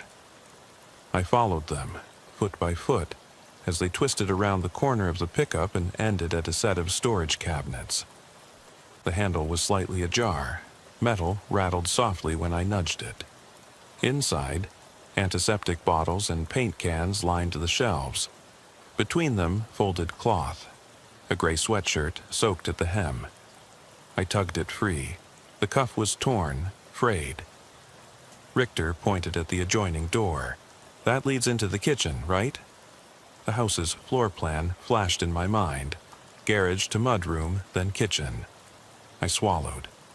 Yeah, I radioed. Dispatch, interior check. Possible blood trail into house. We moved in formation, flashlights and sidearms ready. But the mood was different from prior calls. There was purpose here. Outside, the wind picked up, rattling gutters. Inside, the kitchen was silent except for the hum of the refrigerator. The floor tile was clean, polished, but more droplets glistened in my light. A breadcrumb path. I followed, heart pounding. The path led beneath the island counter, then veered through the living room. I passed a mantel with family photographs. 2 smiling toddlers, a young couple at a wedding rehearsal, a dog with a tennis ball. I hesitated. The blood was fresh against the white carpet edge. I knelt, studied the pattern, small drops, larger smears, as if someone had tried to steady themselves, then collapsed and crawled. I called for a med unit, anticipation and dread knotting my stomach. Possible victim inside living room. No obvious entry wounds visible yet. Lance signaled me forward. He peered toward the hallway leading to the bedrooms. I heard something, he whispered. We both paused, listening. Nothing but the hum of the fridge and the distant creak of settling walls. I inched into the hallway. The floor was hardwood, glossy, but flecked with more spots leading to the master bedroom. That door was closed, simple knob. I pressed my ear to it. Behind, low sound, ragged breathing. I knocked lightly, announcing, "Police!" No answer. I turned the knob. It yielded. Inside was dim, curtains drawn. Moonlight filtered through gaps, stripes on the floor. The blood trail ended at the side of the bed where a heavy quilt was pulled back. I moved the flashlight beam over the mattress. Crumpled sheets, a shoe half under the bed, and her. A woman, mid-30s, hair splayed, face ashen in the pale light. Blankets soaked. She lay on her side, eyes half open, unblinking. I knelt beside her, careful not to disturb anything. She was breathing, shallow, labored. I felt a flash of panic I hadn't allowed myself before. I bit my lip. No visible wounds, no gunshot, no slash, but the quilt was red at the edges, as though she'd been dragged or had drifted in her own blood. Richter stood behind me. "We need medics here now," he said quietly. I stayed at her side, took her hand. It was cold. I whispered, "You're safe now," though I wasn't sure it was true. Outside, sirens wailed. Lance blocked the hallway, keeping it clear. I watched paramedics spill in, working swiftly. Pulse checks, oxygen, gauze. They lifted her onto a stretcher. Blanket pulled over her head. I stepped back, heart thundering. The moment they rolled her out, I saw it. On the bedroom wall behind the bed, streaked in crusted blood, a series of numbers scrawled in haste, 2.49 and 4.03 etched next to each other. The times of the other calls, and beneath them, today's alarm time, 1:03. I stumbled back, stomach lurching. Someone had cataloged each incident. No bodies found, only alarms and traces, and then themselves. Richter noticed my stare. "Looks like a record," he said. "Some kind of diary." I knelt, rubbed my eyes. My reflection in the window showed shadows under my eyes like cracks. I pressed my hand to the glass, tracing the times scrawled in barely legible red. Did she write them? Or someone else? I turned away to meet Richter's gaze. Neither of us spoke. The dispatcher's voice came over the radio. Code 4, medial unit transported victim. Scene clear. Richter exhaled. "I'll finish the report. You want to stay herded for a bit?" I shook my head, voice tight. "I need air." I stepped through the open doorway into the cool night. The garage smelled again of coolant and concrete. I looked back once at the house, the kitchen light blinking off behind drawn blinds. Then I glanced skyward, stars beginning to fade as city lights took over. I thought of the hardware store, of the empty chair, the high school, of the vanished girl in the locker, the warehouse, of the shaft with no body. Now of her, alive, but marked by the silent language of alarms and blood. I flicked my radio on. Unit 14 returning to station. As I climbed into my cruiser, I felt something shift in me, an unspoken promise that this wouldn't end here, because each alarm was a question, each drop of blood an answer that went unheard, and I was the only one left to listen. I put the car in gear and rolled down Cedar Road, headlights cutting a path through silent houses, my hands steady on the wheel, mind racing. Somewhere ahead, an alarm would trip again, another silent cry waiting for someone to respond. And I would be there, because I couldn't stop hearing their voices. The pager buzzed in my coat pocket 2 nights later. Zone 9, Rural Residence Motion Detector, 224 Willow Lane. It was 2:18 a.m. By now, I'd learned not to wait for backup before checking a motion alarm. I grabbed my jacket and flashlight, climbed into the cruiser, and drove east into the country. Streetlights faded behind me, replaced by the orange glow of my dash, then by pitch-black fields broken only by the occasional farmhouse window lit like a lonely eye. Willow Lane was a narrow dirt road skirted by scrub pines. I slowed to a crawl when the garage-mounted motion detector light pulsed in the distance, outlining a single-story farmhouse with peeling white paint and a sagging porch. The sensor's glow kept cutting out, as if the bulb itself wanted to deny the world. I parked on the grass, stepped out into cold air thick with the odor of wet earth and rotting pine needles. My boots sank into the mud as I walked up to the front door, locked as expected. I flicked on my flashlight, swept the beam across the porch. A rocking chair sat empty, rake leaning against a potted fern that had seen better summers. No footprints led away from the stoop. The porch boards looked undisturbed. I tapped the doorframe for movement. Nothing. I opened my palm mic. "Dispatch, Unit 14 on scene. House secure. Checking interior." Inside, the house felt wrong. It smelled like old smoke and something cloying, like flowers left too long in a vase. My light bounced off faded wallpaper, bare floors scuffed by years of use. I thumbed the light toward the living room. A fireplace with no logs, a mantel lined with oil lamps, and a single cracked photograph of a child I didn't know.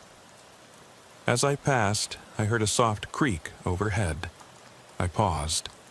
The ceiling fan blades shifted, as if brushing air too slowly to be noticed. But it hadn't been on when I entered. I told myself it was the house settling. I forced a breath out and moved on to the kitchen.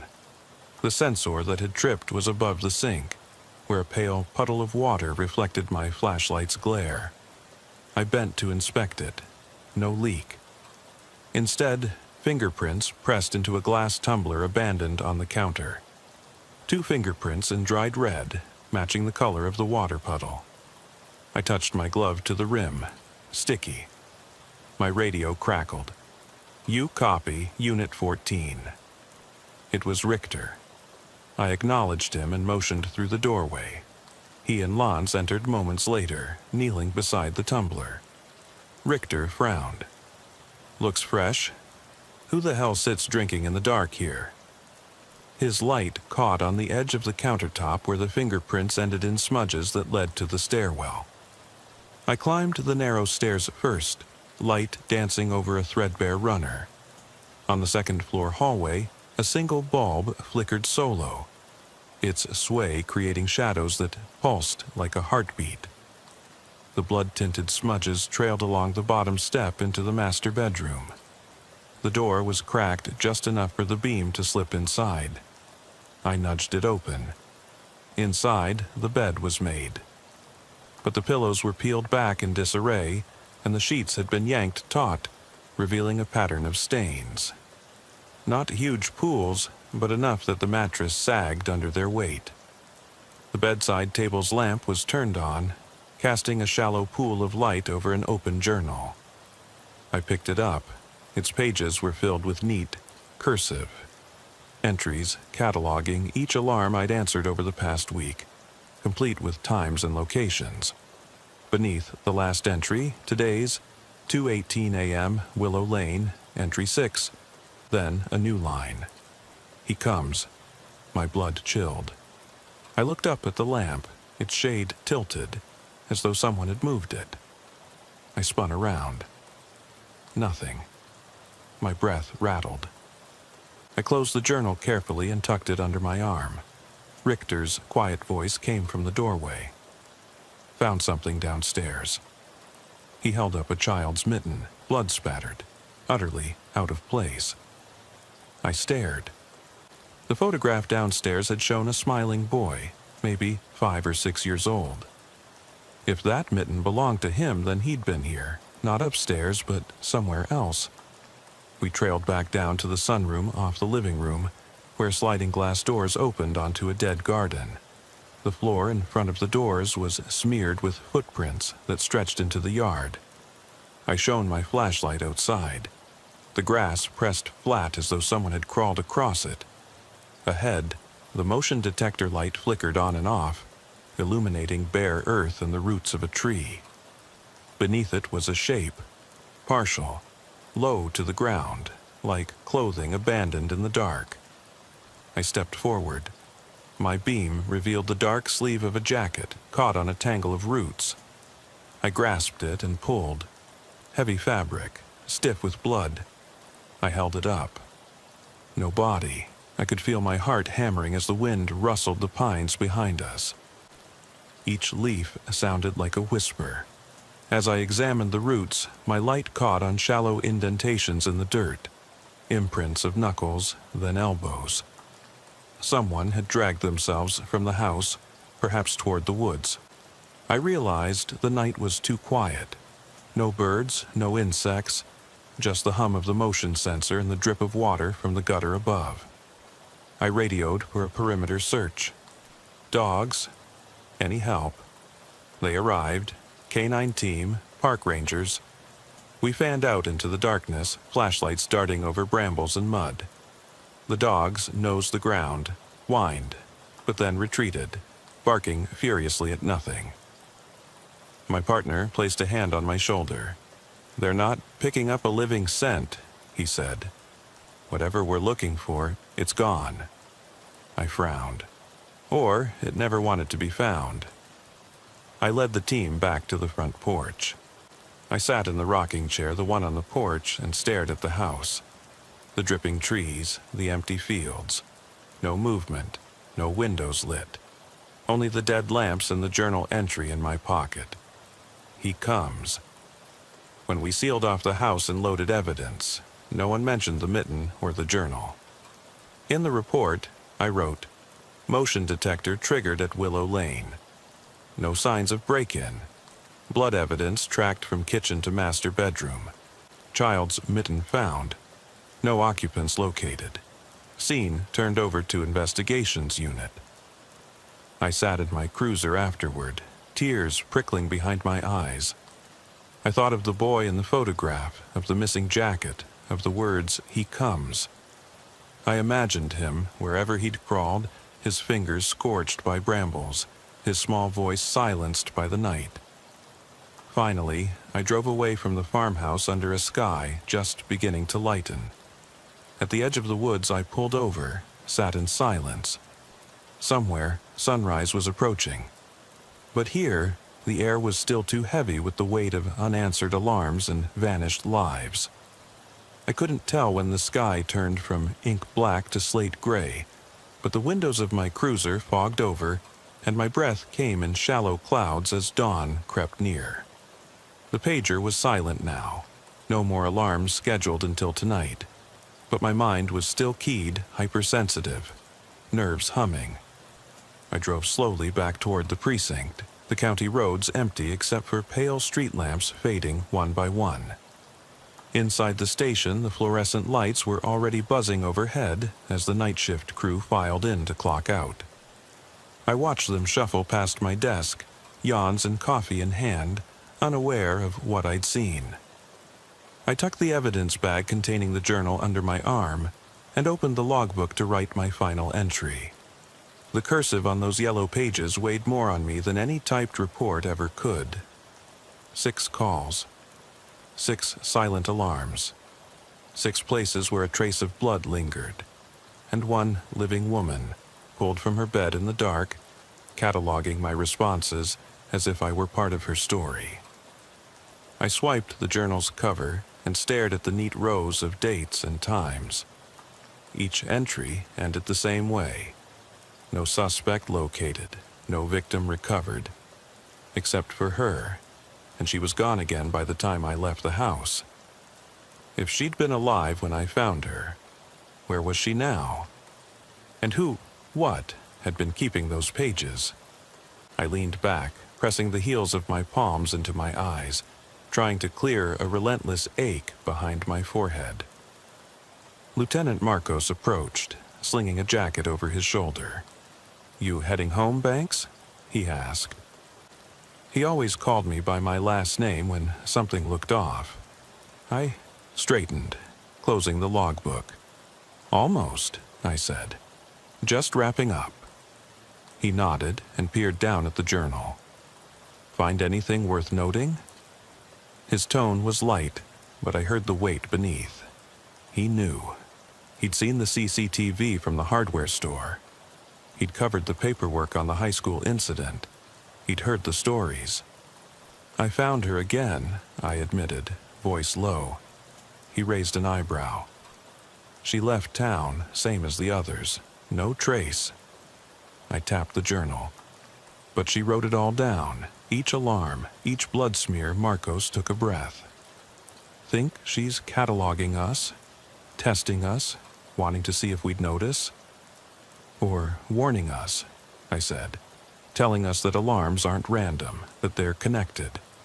He studied me and then the journal. "Leave it here for evidence processing," he said. "Take a break. Go home." I nodded and rose, shoulders stiff. As I walked past the briefing room, I glanced at the whiteboard.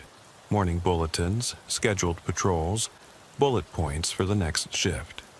Below them, scrawled in dry erase marker, handwriting jagged and familiar, were 6 times and locations, matching the journal.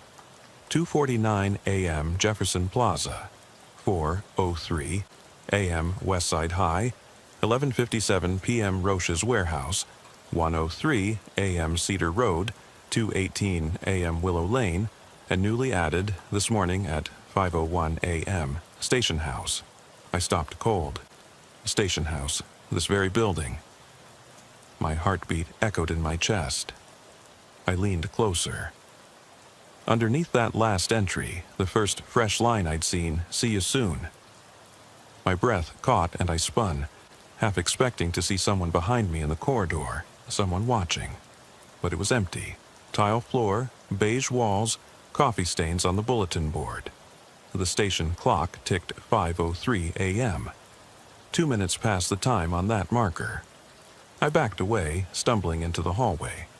My radio lay on the desk, but I didn't reach for it. My hands shook. I thought of her handwriting, that desperate chronicling of alarms and blood, the note that led me here. Downstairs, the lobby doors were locked for the night shift's end, but the janitor's key hung on the wall. I slid it free, my reflection in the glass door panels twisted and tired. The early light had shifted, a pale bruise on the horizon. I stepped outside into the cold. The front porch light flickered, casting my long shadow onto the sidewalk. No blood, no glove, no hint of movement, just concrete and the station sign above me. I pressed my palm to the doorframe, feeling its chill through the glove. And then I heard it, the beep of the alarm panel behind me, a single chime signaling activation. I turned. The keypad next to the door glowed red. Zone 1, front entrance sensor. My cruiser sat idle in the lot beyond. No motion should be detected here. My pulse slammed in my ears. I drew my flashlight and approached the panel. There were fingerprints around the edges, small, slender prints coated in dust, then swiped clean where freshly pressed. I lifted my glove to the panel, touched the sensor. It hummed under my fingertip. I looked down at my shoes. No blood, no smear, but above me, on the glass transom, scrawled in the same dark red hue, "For you." My knees buckled. I dropped to my haunches, radio forgotten on the desk inside. The morning breeze rattled the station sign. The front doors remained locked, unmoved. I pressed my forehead to the glass, tracing the letters with the tip of my flashlight. My reflection flickered behind me, blurred by those words, and then the transom cracked, a thin spiderweb of fractures racing outward, though no stone was thrown. I jolted upright and stumbled back. The silent alarm's LED blinked faster, a frantic pulse. I hardly heard my own gasp as I reached to disarm it, but I couldn't move. The cold glass pressed against my chest. The beep turned into a rasp. I closed my eyes and opened them again. The glass was intact, no cracks, no writing. Only my breath fogging the pain and the alarm's light continuing its steady blink. I stepped away, heart rattling. I wouldn't file this. There would be no report, but I'd seen enough. 6 alarms, 6 sites, 6 smears, 1 final message. For you. I walked back inside, slamming the door behind me. The hallway lights flickered off, then on, as if acknowledging my presence. I reached for my jacket and radio, and then I heard it. A soft drip, drip, drip coming from the ceiling vents directly above the front lobby desk. I hesitated, backbone stiff. The station roof was sound. No leaks on the maintenance logs. The drip continued. I looked up. In the grill, a single dark streak ran along the metal edge. Fresh, as if someone had pressed their fingers there. My radio was on the desk, its speaker crackling. It emitted one more tone, soft and familiar, before static. I stood alone in the lobby, flashlight shaking in my hand, listening to that drip echo in the silent station. And I knew I would never step out again without watching my back. Because the alarms weren't done with me. They never would be.